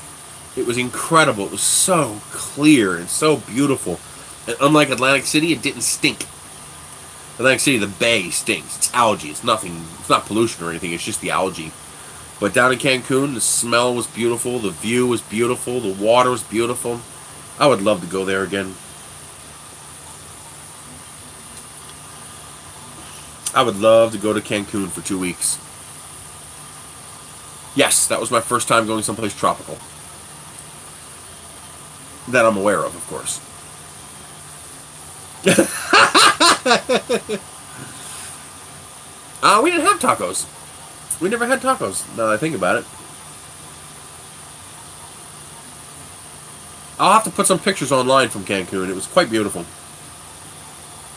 And everybody let you take pictures. No photography limitations. You can picture and videotape anything you want. The only limitation is that the only limitation was tripods, because professionals use tripods and they want to make money. It's understandable. Well, we ate in most of the time, so we went to Walmart, bought food, and we got, you know, he had a timeshare thing down there, so we had a condo, 3-bedroom with the kitchen and whatnot. We couldn't afford to eat out every night. I think we only ate out like 3 times. We just didn't have the money. I think the whole trip, the actual room, the place for a week, only cost us like $600, and the airfare was more, $500 a person. Yeah, Cancun is just mind-blowing. I was getting depressed because I wanted to go see one of the goddamn pyramids, but I didn't want to go see the damn pyramids alone. It's more fun when you have somebody with you to share the experience. But all they wanted to do was goddamn club and drink all day. So finally my dad and I went, we saw Tulum, the one that's on the cliff. Oh my god. So beautiful. That stepped pyramid on the cliff with the ocean and the beach down there. Mind-blowing how beautiful that is.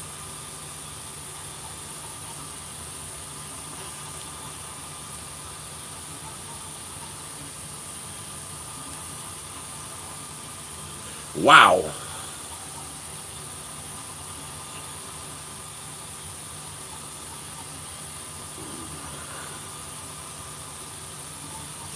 Well, it's just, you're in an exotic place, seeing the potential to see amazing things. I mean, and nobody wanted to do it.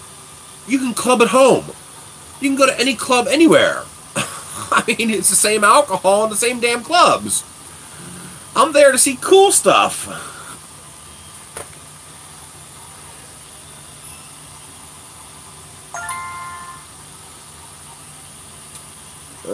Twitter, right? Yeah.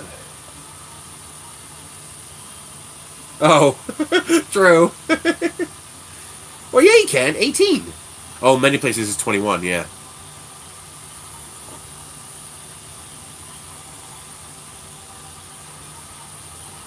Let's see. So, private, maybe?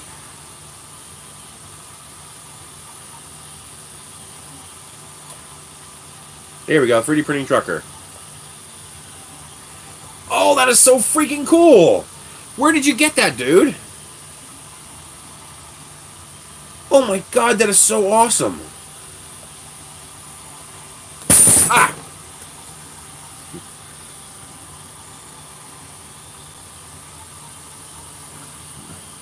That is so freaking cool!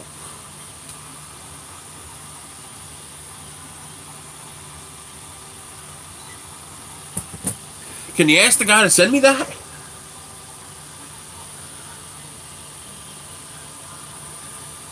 Oh man, I want to print that. I'll hunt down some Hatchbox wood to print that again.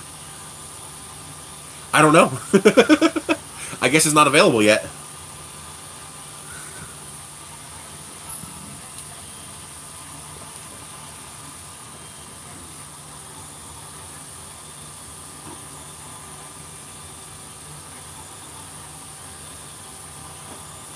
Awesome, dude. Thank you.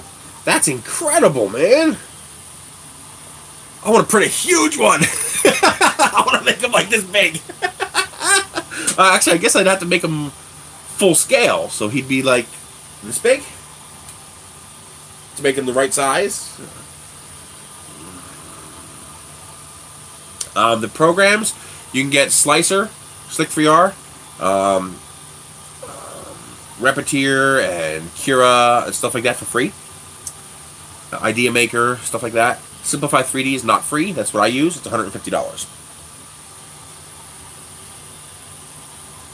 Yes, after I move. I couldn't do a big project like that before I moved. No time. I got to concentrate on making enough videos to cover the next 2 months and plus another month afterwards while I'm moving and getting set up. So I got to try to make enough videos to keep the channel active. Heck yeah. But I want to make a tall one, like a teenage Groot. You know, make a meter tall Groot. That would just be amazing. Cura is probably the hardest, but it's free. It's the most powerful of the free ones available, I think. Well, I wouldn't be able to stream it, not enough data, but I'm definitely going to do a time-lapse and record little videos here and there. So that's if I go the school bus route. We still have to go up and look at it and make sure it's okay, and he'll tell me, my mechanic is the decider. If he says no go, then we don't do it. If he says it's good to go, then we do it.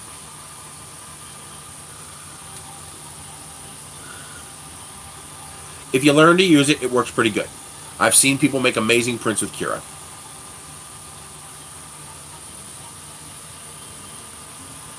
Yeah, I'm trying to. That's what I'd like to do.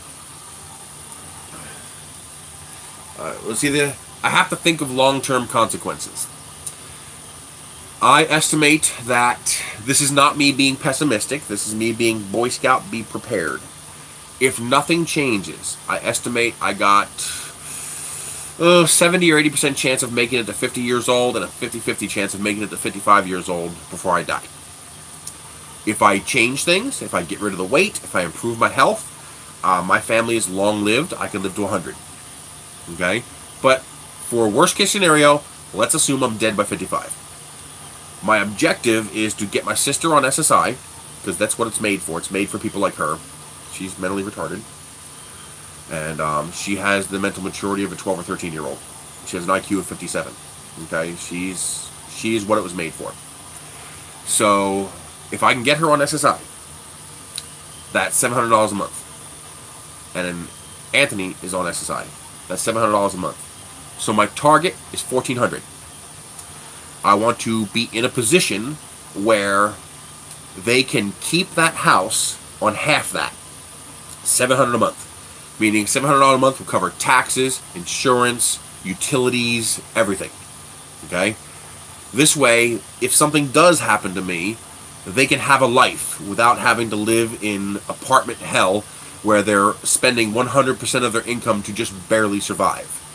If they can keep the house, and I can keep the cost of living low enough, then they won't have the greatest life in the world, but they'll have a decent life. They'll have enough extra cash each month.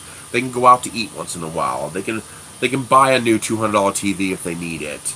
They can, you know, buy steak one week instead of chicken. You know, to have a decent life. You know, if she wants that new game system, they can save up a month or two and afford it. You know, to not be living in squalor, basically. So my objective is by 55 to have zero debt, to have them each have $2,000 in their savings account, so they have an emergency fund, because unlike me, they won't be able to handle an emergency on a fixed income. Like if the furnace dies and it's a $3,000 repair, they can't handle that. Nobody's going to accept 12 months of payments for a furnace. So they would need that emergency fund. So my objective is by 55 to have everything paid off, zero debt, everything fixed as best that I can, both of them on SSI, and both of them trained and set up for what to do in an emergency and how to handle month-to-month, day-to-day events and affairs. Then if something happens to me, I know they're okay. If nothing happens to me, then we live on Easy Street. It won't be rich and lovely Easy Street, but it'll be easy. It won't be hard. So that's my objective.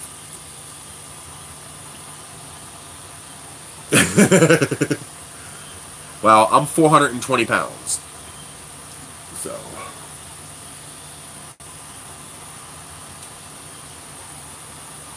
$2 for a 3D print is pretty darn cheap. I couldn't make a 3D print for $2. That's pretty good.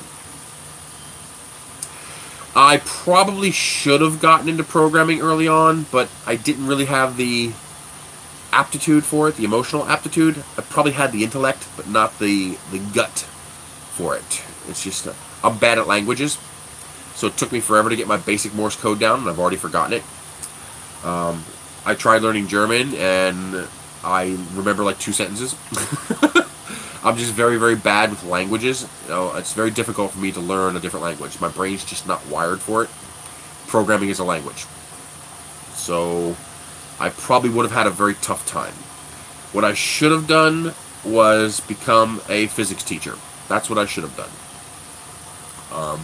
It'd be very rewarding. The pay would be plentiful. And but with the family issues and the family business and the debts, that's all gone. You know.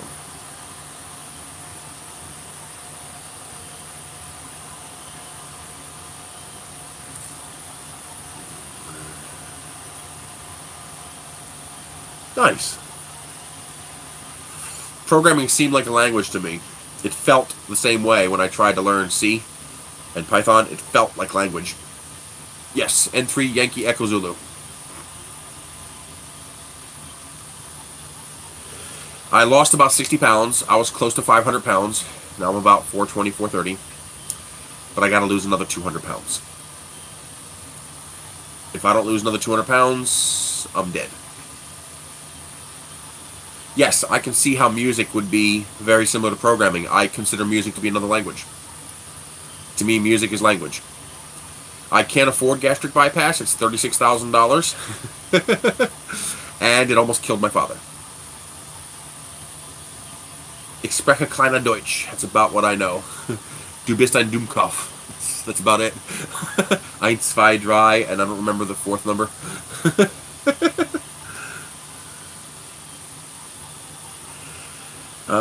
I speak little something German.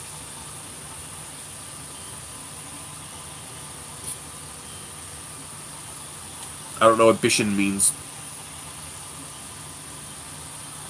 But I remember like 10 words. It's just languages I have a tough time with. I would have to really concentrate, and I would have to maintain it. It's just something the way my brain's wired just doesn't work with languages. Now, weird thing is, I'm not very good at math, but I love math. Like, I'm addicted to math, even though I'm not very good at it. Isn't that weird? I don't know. My problem is calories. It's as simple as that. I eat too much, period. The only way you get fat is if you're eating too much food, and the wrong foods. Part of the problem is lack of finances. I have to eat what I can afford. And that tends to be pizza, because it's free. I don't have 3D modeling skills, but I'm working on that. Because I would love to learn how to use Fusion 360 so I can make more rocket parts.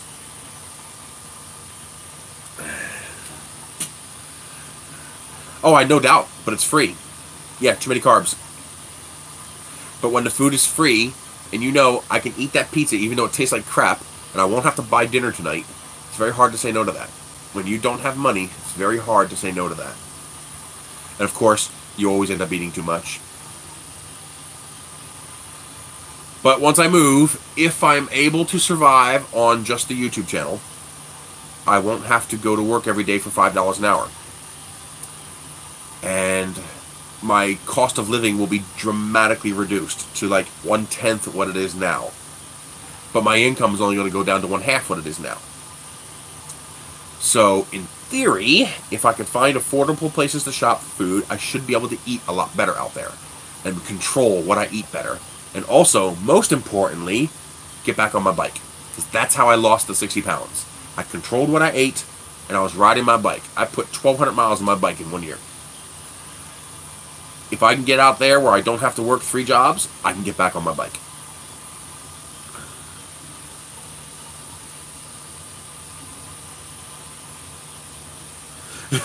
Dollar Tree can be very expensive for food. Be careful. Now, things like Spam, you know, the knockoff Spam, at Dollar Tree is a great deal. $1 for 12 ounces of meat, that's great. But a lot of the stuff, you get less of it, so it's more expensive in reality. Their veggies are a pretty good deal, though. It's almost a pound of veggies for $1. So, pretty good deal for the veggies. You buy the fresh stuff. You buy the frozen veggies in the freezer in the back. It's fresh, no salt added. I know, but it's cheap. And when you have no money, you have to buy cheap. I can't afford to buy broccoli and rice and chicken every day. That's some of the cheapest stuff you can buy, and I still can't afford that.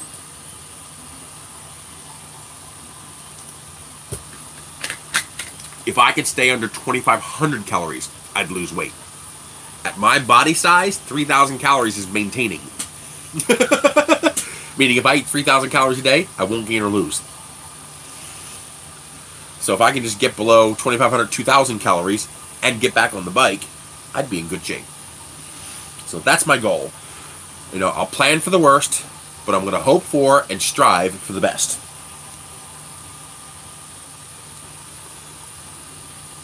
It's not a matter of jobs being hard to come by. For me, jobs are easy. You know, people say can't get a job. I went out and got a job in one day. I stopped by 3 pizza shops because I had an electric car, a cheap car. I had a Geo Metro, so it was very fuel efficient. And I knew I could make some decent money on tips because I'm good with people. And although Ben Salem's not a good area, lots of Indians and they don't tip. But this is Propel. It's 0-calorie water flavored. That's another thing I want to try to do, is I want to try to switch to just pure water. I hear that if you can do it for a week, it stops tasting like crap and it becomes good. So I've got to try to do that. Push plastic master spool refill, $13.50, but is it 750 grams or kilogram? Exactly. Well, no, that's not true. That's not true. The current rate of unemployment is such that not everybody can get a job. No way. No way can everybody get a job. There are less jobs than there are people who need jobs. The only reason it's easy for me to get a job is because there are so many people who aren't even trying. But the pickings are slim. Your minimum wage job. I hate coffee. Coffee and beer. Can't stand them.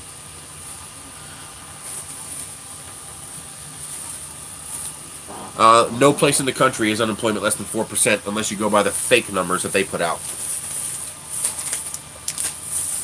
Thank you. Yeah, unemployment's about 12 or 13% right now. Actual unemployment. Remember, all the people that have given up, the people who are living on welfare, they don't count them. They don't count in the figures. Yeah, coffee is an aggravating thing. I hate coffee because it tastes so damn good. At least the exotic stuff. Some of the exotic coffees taste so good until you swallow it. And then that aftertaste is so absolutely horrible. I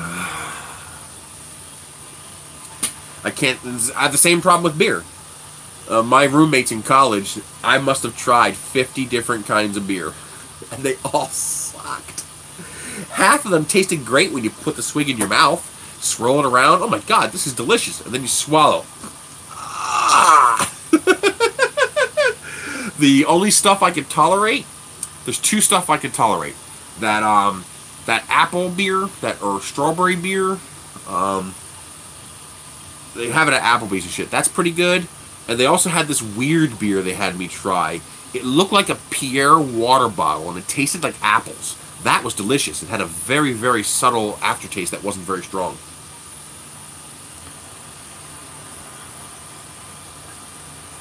I love the taste of coffee. I hate the aftertaste. If they could make coffee without the aftertaste, I'd be all over it.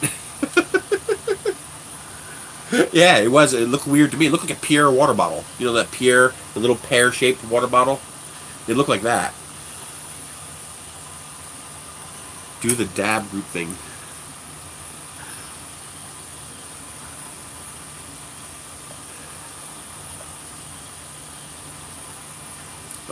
Thingiverse.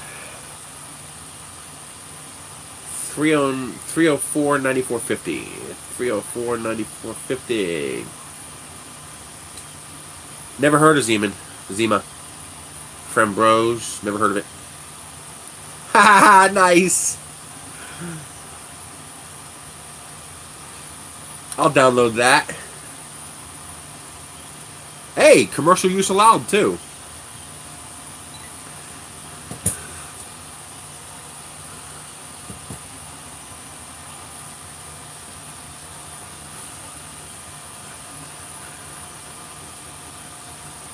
What's like, oh, the, some kind of espresso machine?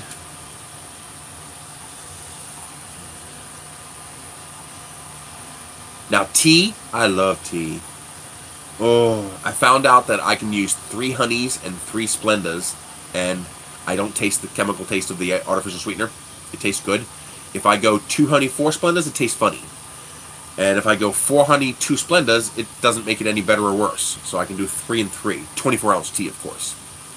And a little bit of creamer, and some ginger peach tea, or some chai tea, or some Earl Grey tea. Oh, God, I love Earl Grey. And that cinnamon stuff that I got. Oh, my God. That hot cinnamon spice tea. Oh, that stuff is so good.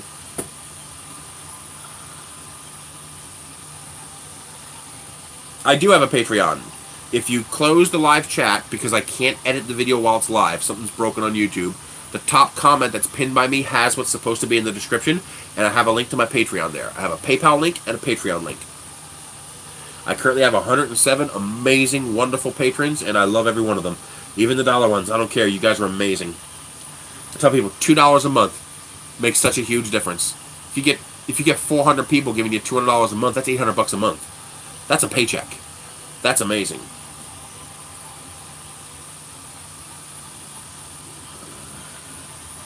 Not in the description because something is broken on YouTube and I cannot edit the description until I'm finished with the video.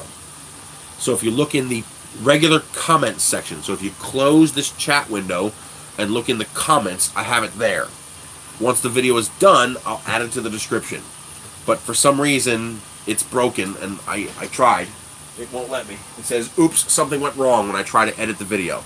So for some reason, it won't let me edit a live video, and I'm not sure why. Oh, I'm definitely starting to see the gold sparkles in the print. But we're at 50-50, and it's still looking pretty blue. It might just be that the blue is too strong. Oh my God, Turkey Hill Blueberry Oolong. I so wish they'd make a diet version of that. Oh, it's so hard to find Turkey Hill anymore. Oh my God, the Blueberry Oolong is out of this world.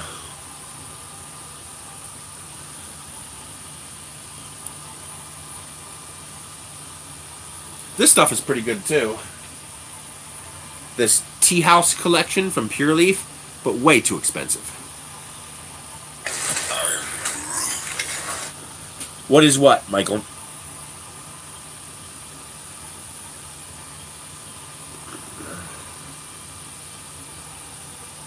Hello, Giselle. The drink? Oh, this is, it's their lightly sweetened, line, so it doesn't have a lot of sugar. It's only 90 calories for the bottle.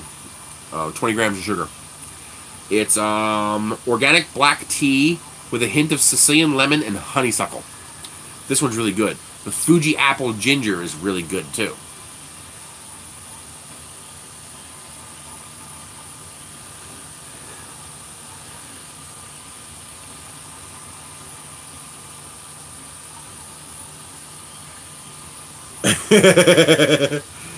I love flavors. I love having different flavors. It's a lot of fun to me. Too much sugar is poison, yes. Especially the refined, pure, bleached sugar that we use today. Yeah, it's not good for you. I mean, you get a freaking Pepsi, it's like, what is it, like 70 grams of sugar in one bottle? Jesus. Is there any soda with the sugar? That's why I said too much sugar. Sugar, you need sugar. You have to have sugar. I mean, anything you eat eventually gets converted to sugars. No, I haven't seen that meme.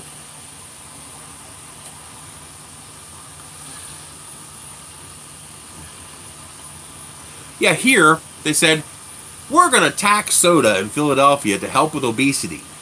Yet they proceed to tax the water in the diet. Uh-huh. Yeah. Obesity my ass. It's just a tax.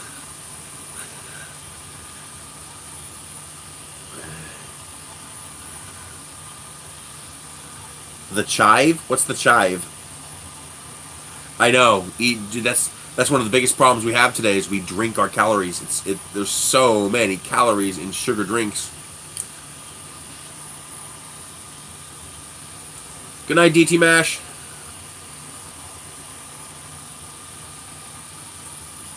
Yeah, people just drive out of the city and get it.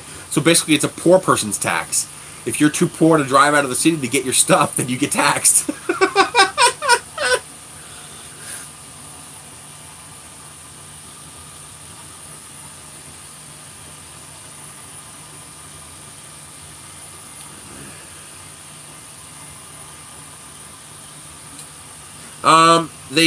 Most of them don't quite line up perfectly with the extruder motor, and it's usually not an issue. If you just don't tighten the brass bushing fully against the lead screw so that it is able to move a little bit if it wants to, then you won't have a problem. Or you could download from Thingiverse a shim that you could print out to push the extruder out to line them up properly. OJ's bad for you. It's just sugar water with some orange in it. It's juice drinks in general are not very good for you. Fruit is good for you. But, you know, having an apple is great. Having 20 apples, not so great. But that's what you're getting when you drink an apple juice. 20 apples. Yes, they should work. Same thing. You eat an orange, great. Not that bad for you. But when you drink a bottle of orange juice, that's like 15 oranges.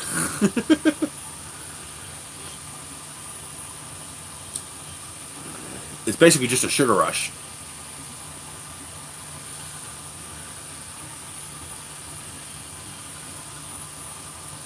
Well, if I do get orange juice, I get the good stuff. I don't get the from concentrate crap.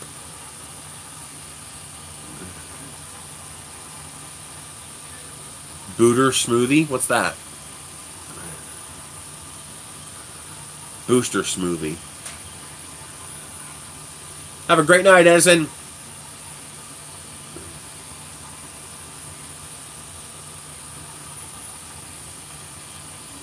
Yeah, pulp. I like pulp. A lot of people don't like pulp, but I like the pulp. Awesome, Johnny.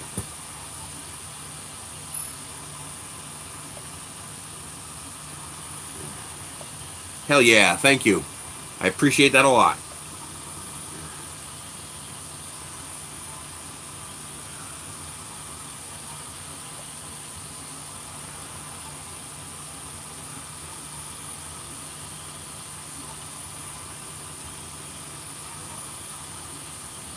Nice. Keep me informed. Yeah, I'm definitely going to get away from the pizza. I'm hoping that even if it costs me in other ways, I'm going to dedicate a large portion of my available funds once I'm settled down there, you know, once things are reliable, to buying good quality food, to eat healthy, because not only just for me, but for my sister, to get her off the, because she's 370 pounds, and she's 5'3". I mean, she's so heavy that her skin has depressions where the folds of fat come out. It's so bad. She's almost as heavy as I am. Jesus. What is that in front of you? This is a nose cone that I'm pretty... Oh, I'm starting to see the gold now. This is an A10M from Geeetech. It's a mixing two-color printer. Exactly. Cook at home. So this takes 2 color filaments input, 1 output, and it's able to mix in any proportion you want. So I programmed this to very, very slowly mix these 2 colors as it prints up this nose cone. And I have a definite Z-wobble now. So something's still not aligned on here. I'm going to have to work on it. This might be too tight or something. How is this here? Could this be wobbling?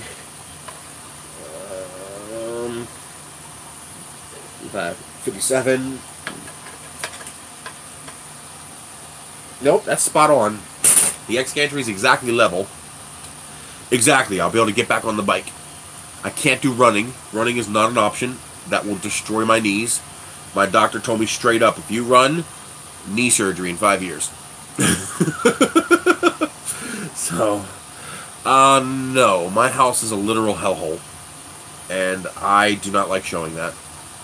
Maybe I'll take some pictures and show them later, but no. I have a semi-recumbent Day 6 Dream 21. So it's a semi-recumbent bicycle that doesn't hurt my back. It's amazing. Oh, you have no idea. Your house is nothing compared to mine. I guarantee it. I took 15 very large bags of garbage out of my room, and I barely made a dent. Yep. It's a sickness.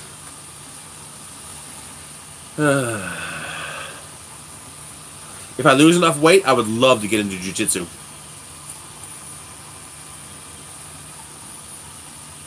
Well, that's why I'm selling it to a flipper.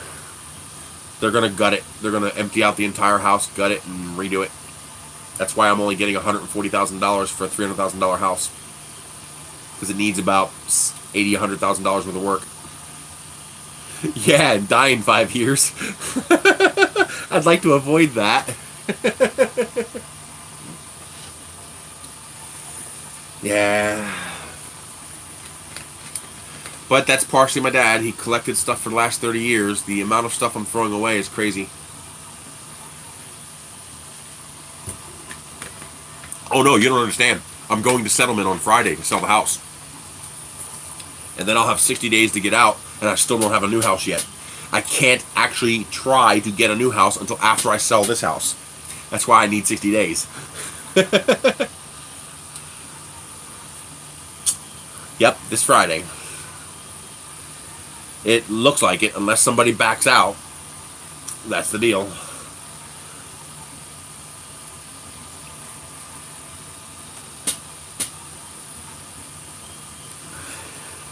Yes. Normally, you get a check and you get out.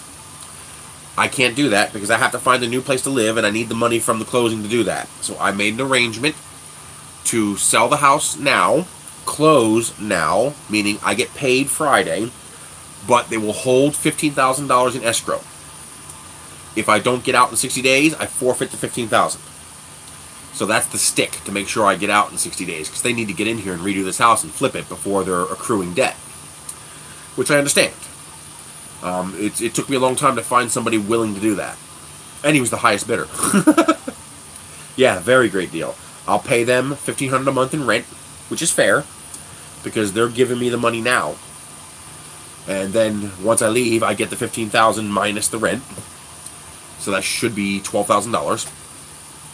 And because I'm going to have to put the move on a credit card, then that $12,000 will pay off the credit card. I hope so. Good night, Chris Good. Or just Chris, is it? I don't know yet. It depends. If I can get a mortgage, I can pay off the debt. If I can't get a mortgage, I might not be able to pay off the debt. And if I can't pay off the debt, I might have to declare bankruptcy. So, yeah, the plans are insane. It's an insane plan. It's absolutely batshit insane. There are so many ways this could go bad. Oh my God, there are so many ways this could go bad. I get nervous twitches when I try to write down a list of the ways this can go bad. I just stopped. But I don't have a choice. There's nothing else I can do. It's coming in now. You can see the gold here. Remember, this is going to go up to here. And it's doing a slow change all the way up to here. Well, for 4 days. If I decide to go with the school bus route. Which is looking better and better. I have a problem blowing $3,000 to rent a truck. That's just a lot of freaking money. Especially when I can buy one for $3,000. And then either keep it and use it or sell it. When they raised the price for the rental truck from $1,640 to $3,100. Yeah, that's what I said. I was like, what the fuck? $3,100 to rent a truck? Does that include the gas? No.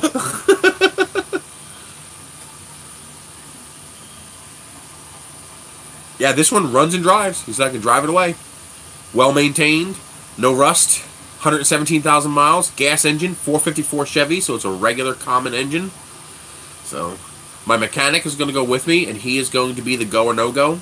If he says it's a decent deal, that I should take it, I'll take it. If he says walk away, then I walk away. We're going to take all the seats out except for 4. And just gonna gut it and scrap the seats. That'll get me a couple $100. Well, the problem is I need a lot of space because I have 3 of us and all of our stuff. I mean, hell, just all my 3D printing stuff is going to take a tremendous amount of space. I got 450 kilos of filament.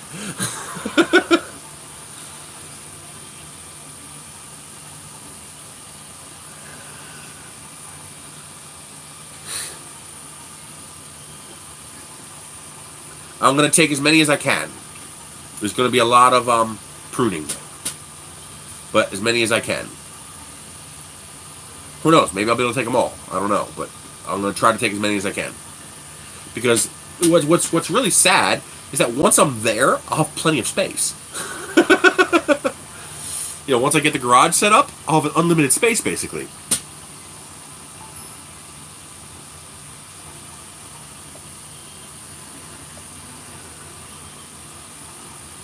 Okay, what am I checking?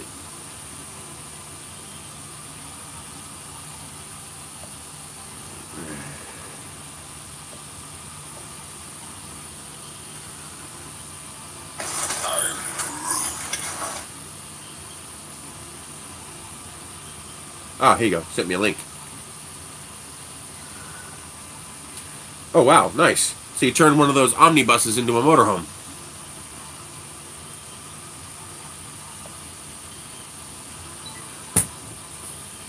Very cool. I'm getting a 39-foot bus if I go that route.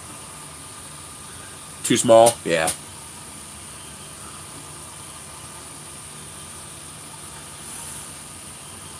What, are you handicapped, buddy? You in a wheelchair?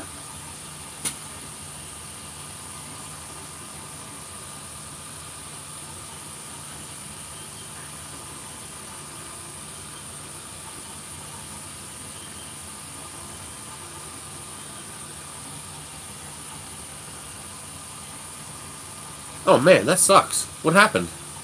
Birth, you were born with the problem? No, in Pennsylvania, once you convert the bus to a station wagon, no CDL is required. No.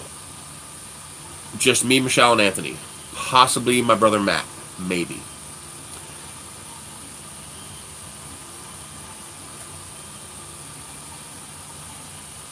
Damn, dude.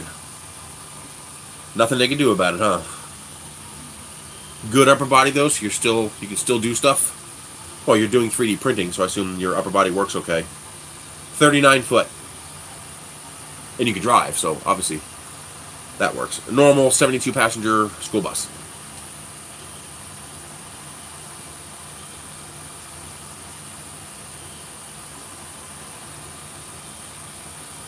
That's good. I could live without my legs. I could not live without my arms. We're going to remove most of the seats, yes. Basically, I'm going to use it as a moving truck.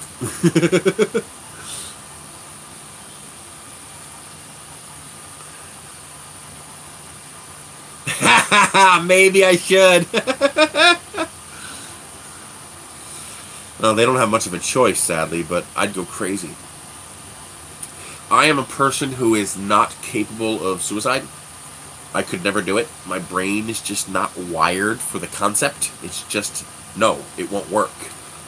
But if I were to lose my vision, I would probably die of attrition. I'd have no desire to live anymore. Yes, I saw that. I got an email from somebody. The troubleshooting guide. Yeah, maybe. Yes, the troubleshooting guide.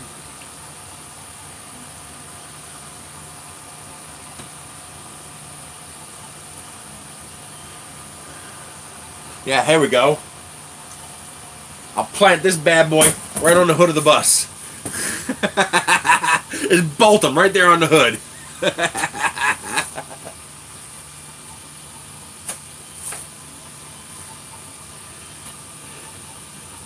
Oh, Jesus.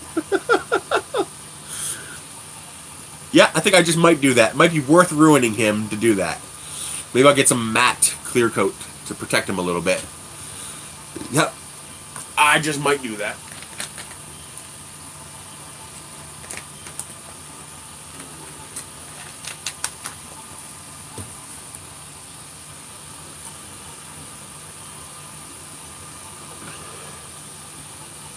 That's good, Michael.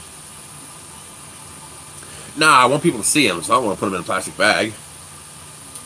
Jeez.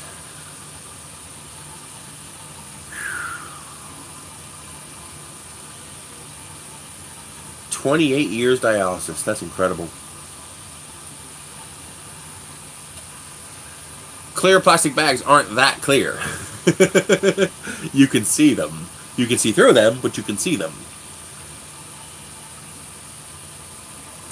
Hot tamales are good. I love cinnamon. Yes! She's going to be at Maker Faire. I'm really hoping to meet her. I love those boots she made with the screens in them. The little players. That was awesome. One cat. The Derp. Cali Cat's going with us.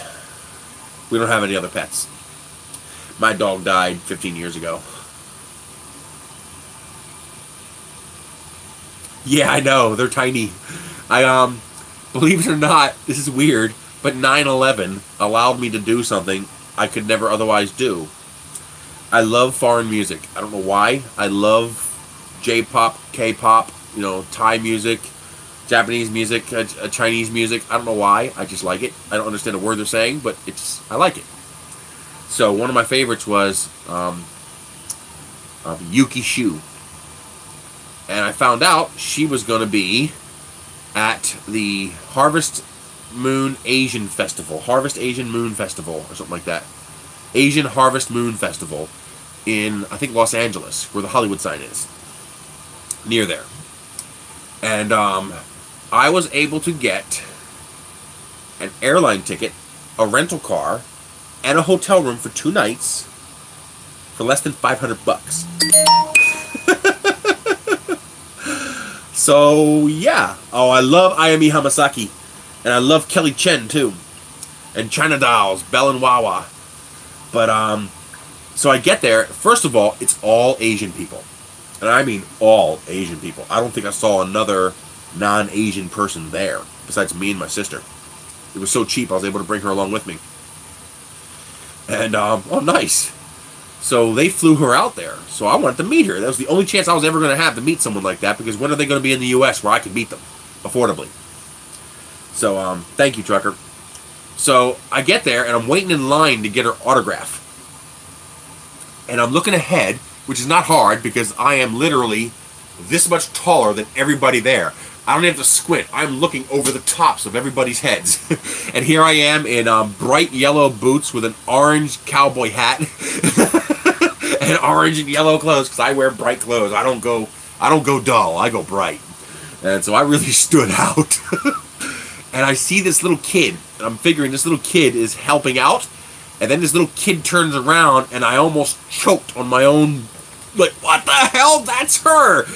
I could literally wrap myself around her and she would disappear. She was so tiny. Oh my god, it's incredible how tiny she was. I actually have a Hawaiian flower lei dried that I have upstairs in my room. I'll post a picture later to Twitter or something like that. She gave me. She I was at the stage listening to her sing, and she handed out the lei, and every time someone tried to grab it, she'd pull it back. And I just didn't think anything of it until the third time she pulled it back and she pointed at me. She wanted to give it to me. Because I stood out so freakishly there that she's like, I want to give it to him. So I have that upstairs. This was in Los Angeles. The Harvest Moon Festival. I think it was Los Angeles. But because of 9/11, nobody was flying. So I basically had the plane to myself. There was like 5 people on the airplane. I got the airplane round trip ticket, the car, and the hotel for less than $500.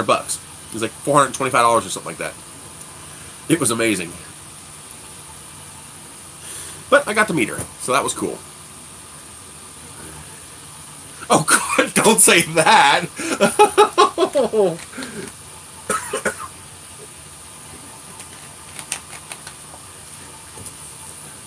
Nothing. I don't know anything in Japanese.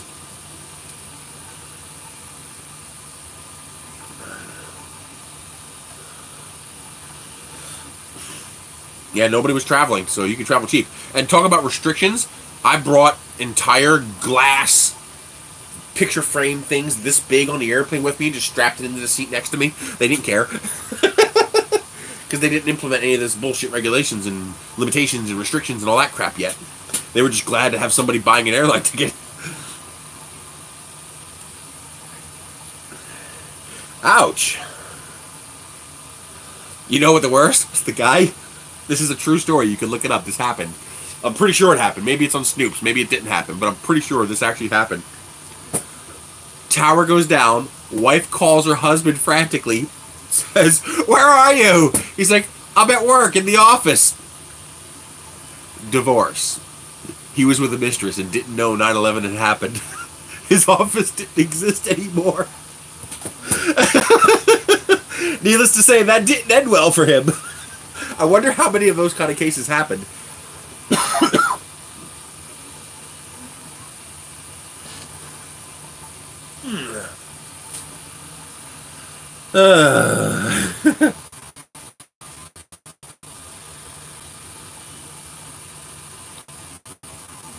Angela.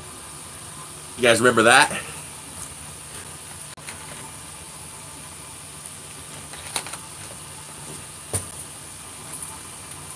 This should be 45 or 50 millimeters a second. Yeah, we're definitely starting to shift to gold.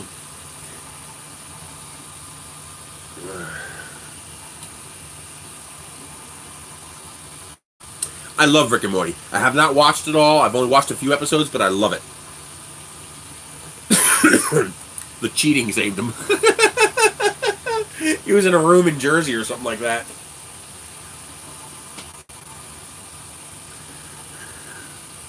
YouTube's doing something. The belt, it should be tight enough that it'll thrum when you pluck it, but not too tight. So just tight enough to be, you know, thrummable, you know, where it'll pluck, but not too tight.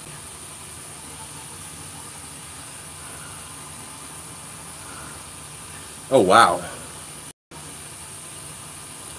I remember the event, but I don't remember it. I don't remember it live, of course. Yeah, isn't that crazy? It was so cheap, it was ridiculous. It was like, damn, I want to fly more places, but I just didn't have the money.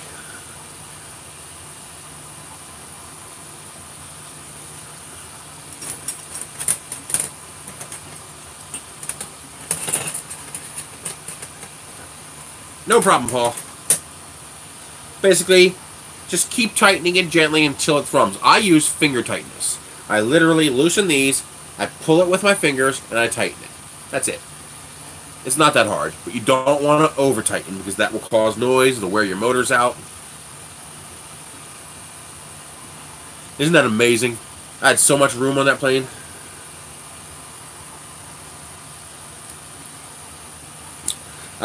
Use double screws on your tensioning so that the one locks the other. Two hammer bolts in the extrusion. That should stop it from coming loose.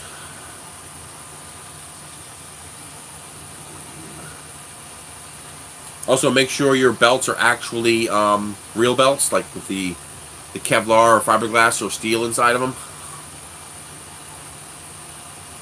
Yeah. Very tight seating. I'll only fly Southwest because they'll give me 2 seats without making me pay for it. I can fit in 1 seat, but it's not that comfortable for the person next to me, because I'm rather big. I guess take a piece of one and cut it open and see if there's strands or fibers inside. You know, like a leftover piece that you're not using on the printer. Or an end piece. Or just look at the end piece, you know, where it connects here. Look at the end of it and see if you see fibers inside. Flying's nice because it's fast. The last time I flew was the Tucson NARM. It was just too far to drive, so I flew to that NARM.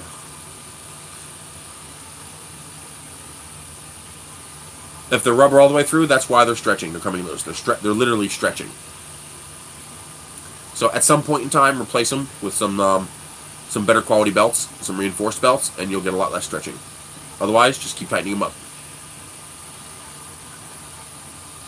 Yeah, it's very cheap. Even on Amazon, it's very cheap.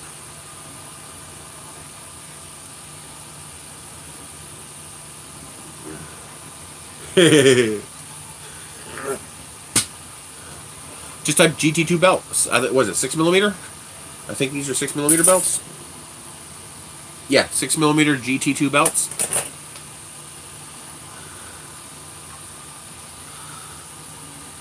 You might be too tight. Don't over tighten. You want it to thrum like a guitar string, but not real tight.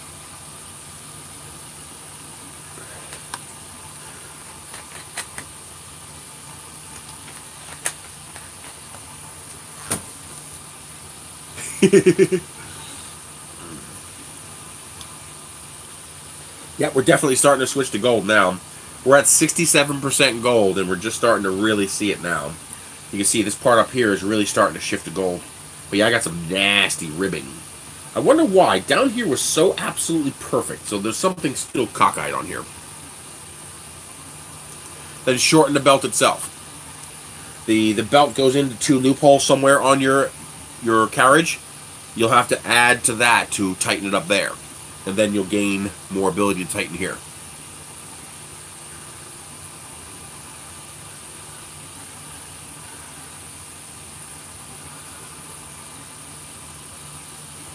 Yeah! Your pleasure, alright. Come here. That would hurt.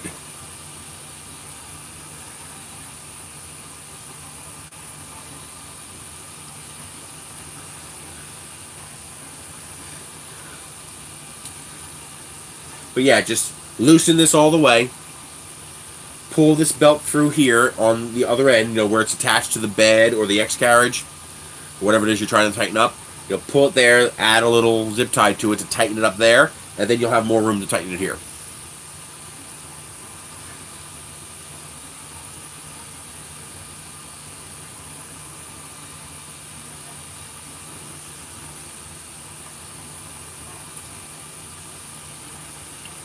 Thanks, Bolton. Do the best I can to keep my critters happy.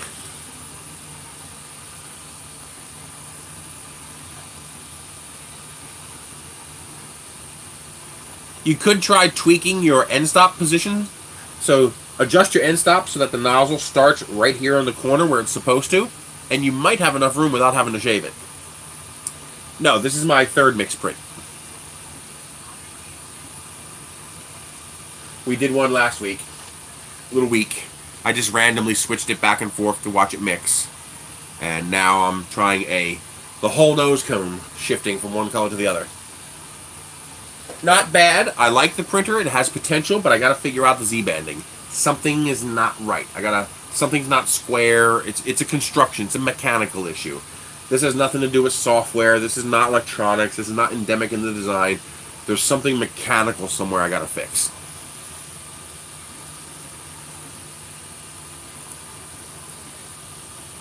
I should open up the second one and build that and compare the two, because I have 2.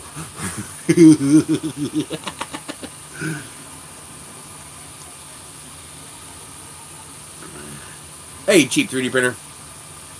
It had a bent Z-rod, and it actually turned out to be a bent coupler. The coupler was misdrilled, so the rod was off-center, and it did improve dramatically, but then up here it started getting worse again. It started banding again. So I got to figure out what's doing that. I noticed that the Z-rod was a little tight going through the brass bushing, so that might be part of it. So I'm going to take that brass bushing out of there and run it up and down a few times, make sure it's properly loose. Mini Delta is working beautifully. Spectacular prints. I printed this on the Mini Delta. So I could print a T300 nose cone on the Mini Delta. And I also printed this on the Mini Delta. And it printed fantastically. Noisy as hell. I gotta see if I can put some stepper dampers on that, or yeah, stepper dampers on that bad boy. I don't know. Good question. I know they probably not. They have their own forum. So if you go to simplify3d.com, they have a community tab, which has basically forum software where you can ask questions and whatnot.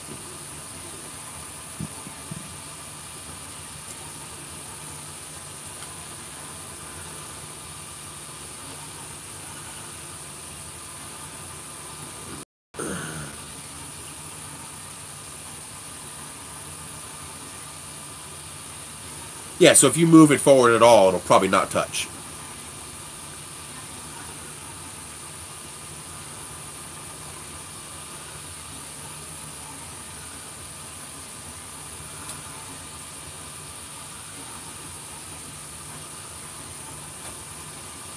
No, I am actually using my cell phone. I load up the YouTube app, I click live, and I do everything right on the phone. Yeah, I think it needs it, because it's noisy. The sound resonates in that chamber, something fierce.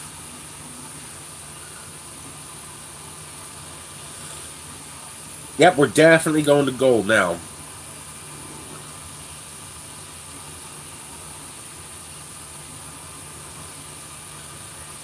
Oh, really? Damn.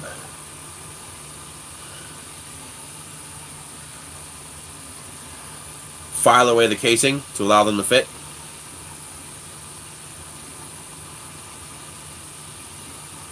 This is normal print speed. 50 millimeters per second, roughly.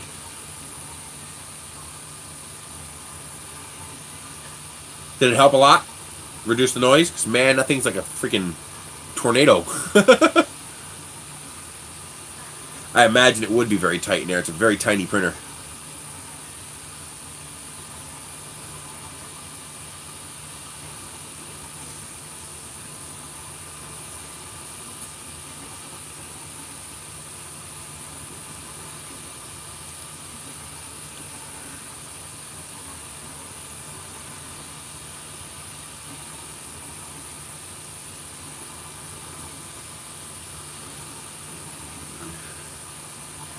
Well, that's pretty good.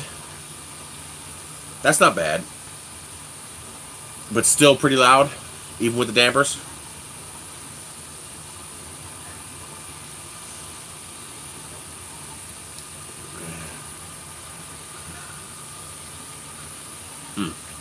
It's too bad. I was hoping to make it quiet. Hello, Harry Stuff and Such.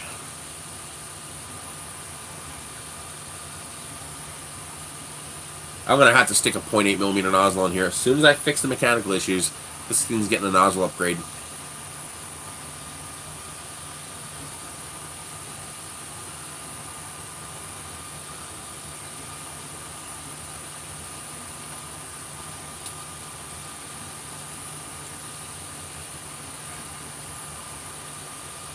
Yeah, I bet he does.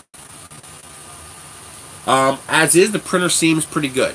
I am 99% certain my Z-banding is a mechanical alignment issue, so something is crooked. I don't think it's endemic to the printer. Other people have this, they are not experiencing this, so I think it's just this particular printer. I've got a mechanical issue I gotta fix.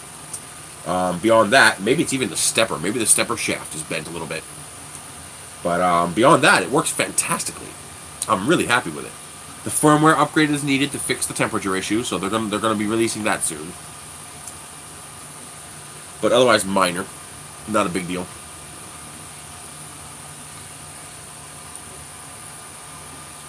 Might want to hold off a couple weeks. Wait for another generation to come out.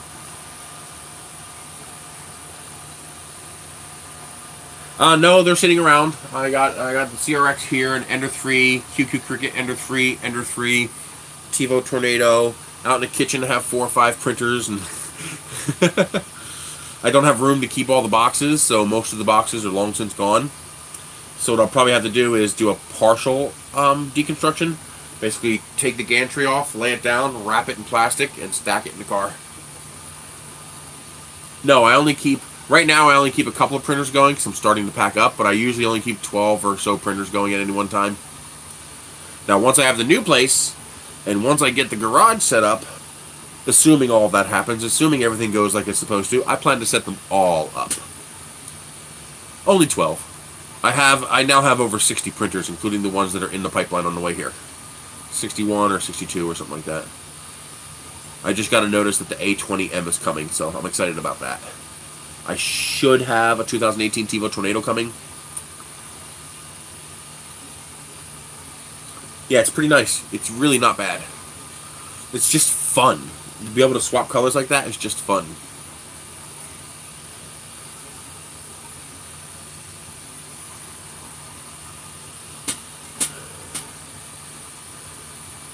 Doing logos and stuff like that are going to be so easy with this. Because all you got to do is, let's say you're going to do an oval with your house number on it. And you want to do it in gold and blue. Okay, so dark blue background with gold letters. Like this. So you would start it off on the blue, and then you'd go into your mixer, and you would say, let's say your platen was 5 millimeters thick, and then your letters were 4 millimeters thicker than that. You'd go into the software, into the program interface here, and say, okay, at 5.5 millimeters, I want you to switch 100% to the other color. And you hit go, and it will do it automatically. It'll print to 5.5 millimeters with one color, and then start using the other color when you hit the 5.5 millimeters. All seamlessly, no purge block, no nothing. Because on something like that, it's okay if you have a little mix, because you're just changing from one color to another. On something like this, you would have to have a purge block. Matter of fact, this is the purge block for this print. My beaten stick. But this is the purge block for this print. And so if you want two distinct colors, you'd have to use a purge block. But if you had a print that was compatible without that, you don't need a purge block. And you don't have to do it in a slicer. You don't have to have any kind of funky programming software. You just tell this, switch at this height. Exactly. I go into here. I go into Mixer. I tell it, I want you to go to Template and tell it 100% this, 0% this at this height. And that's cool. That's just really cool. Oh yeah, we're definitely starting to switch to gold now. We're at 7426. So do I. I believe Esun has a high temperature compatible dissolvable filament that works at PLA temperatures. Someone is experimenting with it right now. They're on Twitter, they're posting pictures. So there are experiments in progress on doing exactly that. I'll find out. That'll be the next thing I do. So I gotta get off the protopasta so I don't waste it.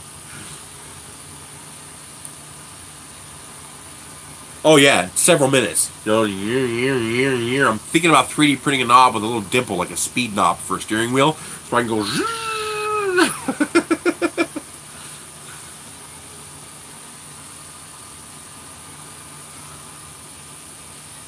Oh jeez. They're pretty cheap though. $279 or $259. It's like $260. It's very cheap. I was really surprised they were doing this for that price.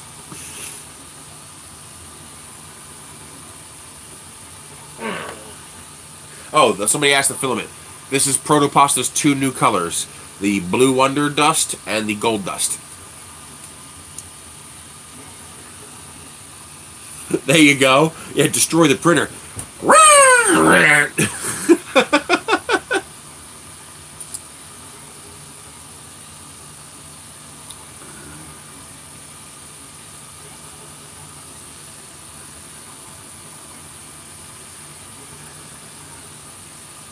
What they need to do is that maybe detect how fast I'm turning it, and if I'm turning it fast, go in 10mm increments instead of 0.1mm increments, or even just 1mm increments instead of 0.1. And then when I slow down, switch back to 0.1. I don't know if that's possible in the firmware or not, but that would be nice.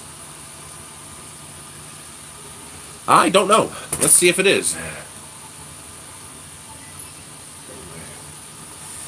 Hey, welcome, Timothy Wellermitter, to my Patreon. Thank you very much. I appreciate it.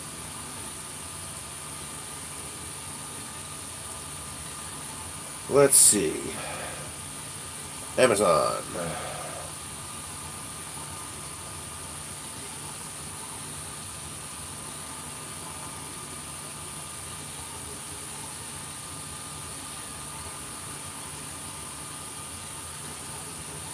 It's not on Amazon yet, but there is the A10 and the A30 on Amazon, so there's a pretty good chance it will eventually come to Amazon, because Geeetech is the one selling it on Amazon. So I imagine eventually they will stock it on Amazon.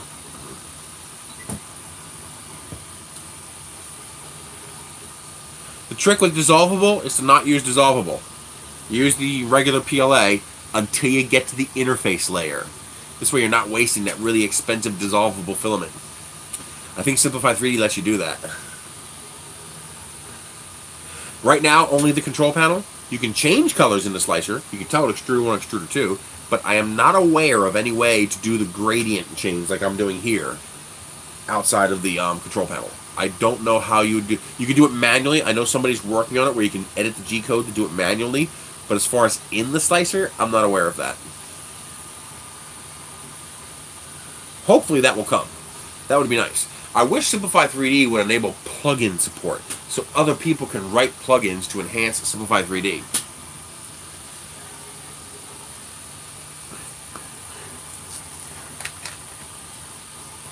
Mm-hmm.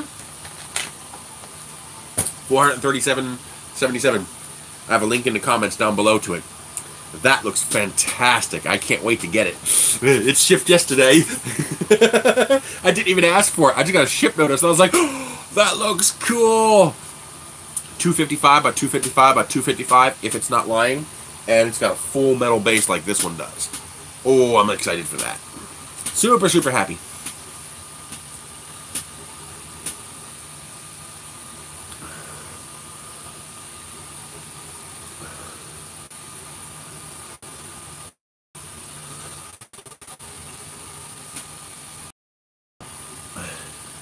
Alrighty guys, it is 10:07. That means it's time for me to go. I'm going to post a picture of this to Twitter when it's done. If you close the live chat and go to the normal comments, I have a pinned comment with all the links. For some reason, YouTube has changed something where I cannot edit the description of a live stream video while it's live. It won't let me do it. When I hit close to this video, then it'll let me do it. I don't know why. They're doing something. That $13.95 wood filament, be careful. Make sure it's actually wood and not wood colored. A lot of the eBay filament is wood colored, not wood infused.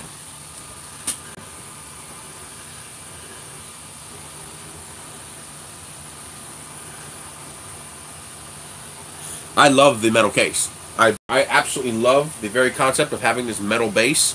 Makes it heavier, but it makes it a lot more solid. Nothing sticking out into the wind, nothing poking out. Everything's all there in this one solid base. I love that. I wish all printers would do that. This is janky to me, having stuff hanging out in the wind like this. This is much more solid. Hatchbox has wood in it. This is Hatchbox wood fill, and it actually has wood in it. 3D Solutech is amazing. I love 3D Solutech filament. My favorite filaments are Protopasta, Paramount 3D, Ziro, 3D Solutech, ColorM 3D. They do the purple haze colors. That's this stuff here. Oh yeah, that stuff is amazing. I love this filament. Polyalchemy is amazing. But I have links to all those down below. Check them out. They are very, very good quality filaments. Those links are affiliate links. That is how I make my income. About 50% of my income comes from those affiliate links. So I make, 6 or 7% on everything you guys buy. So I appreciate it. Don't forget to check the description, the comment. I'll add it to the description at the end of the video. PayPal, Patreon. I appreciate it. I got a new Patreon tonight. Thank you very much. You guys have a great day.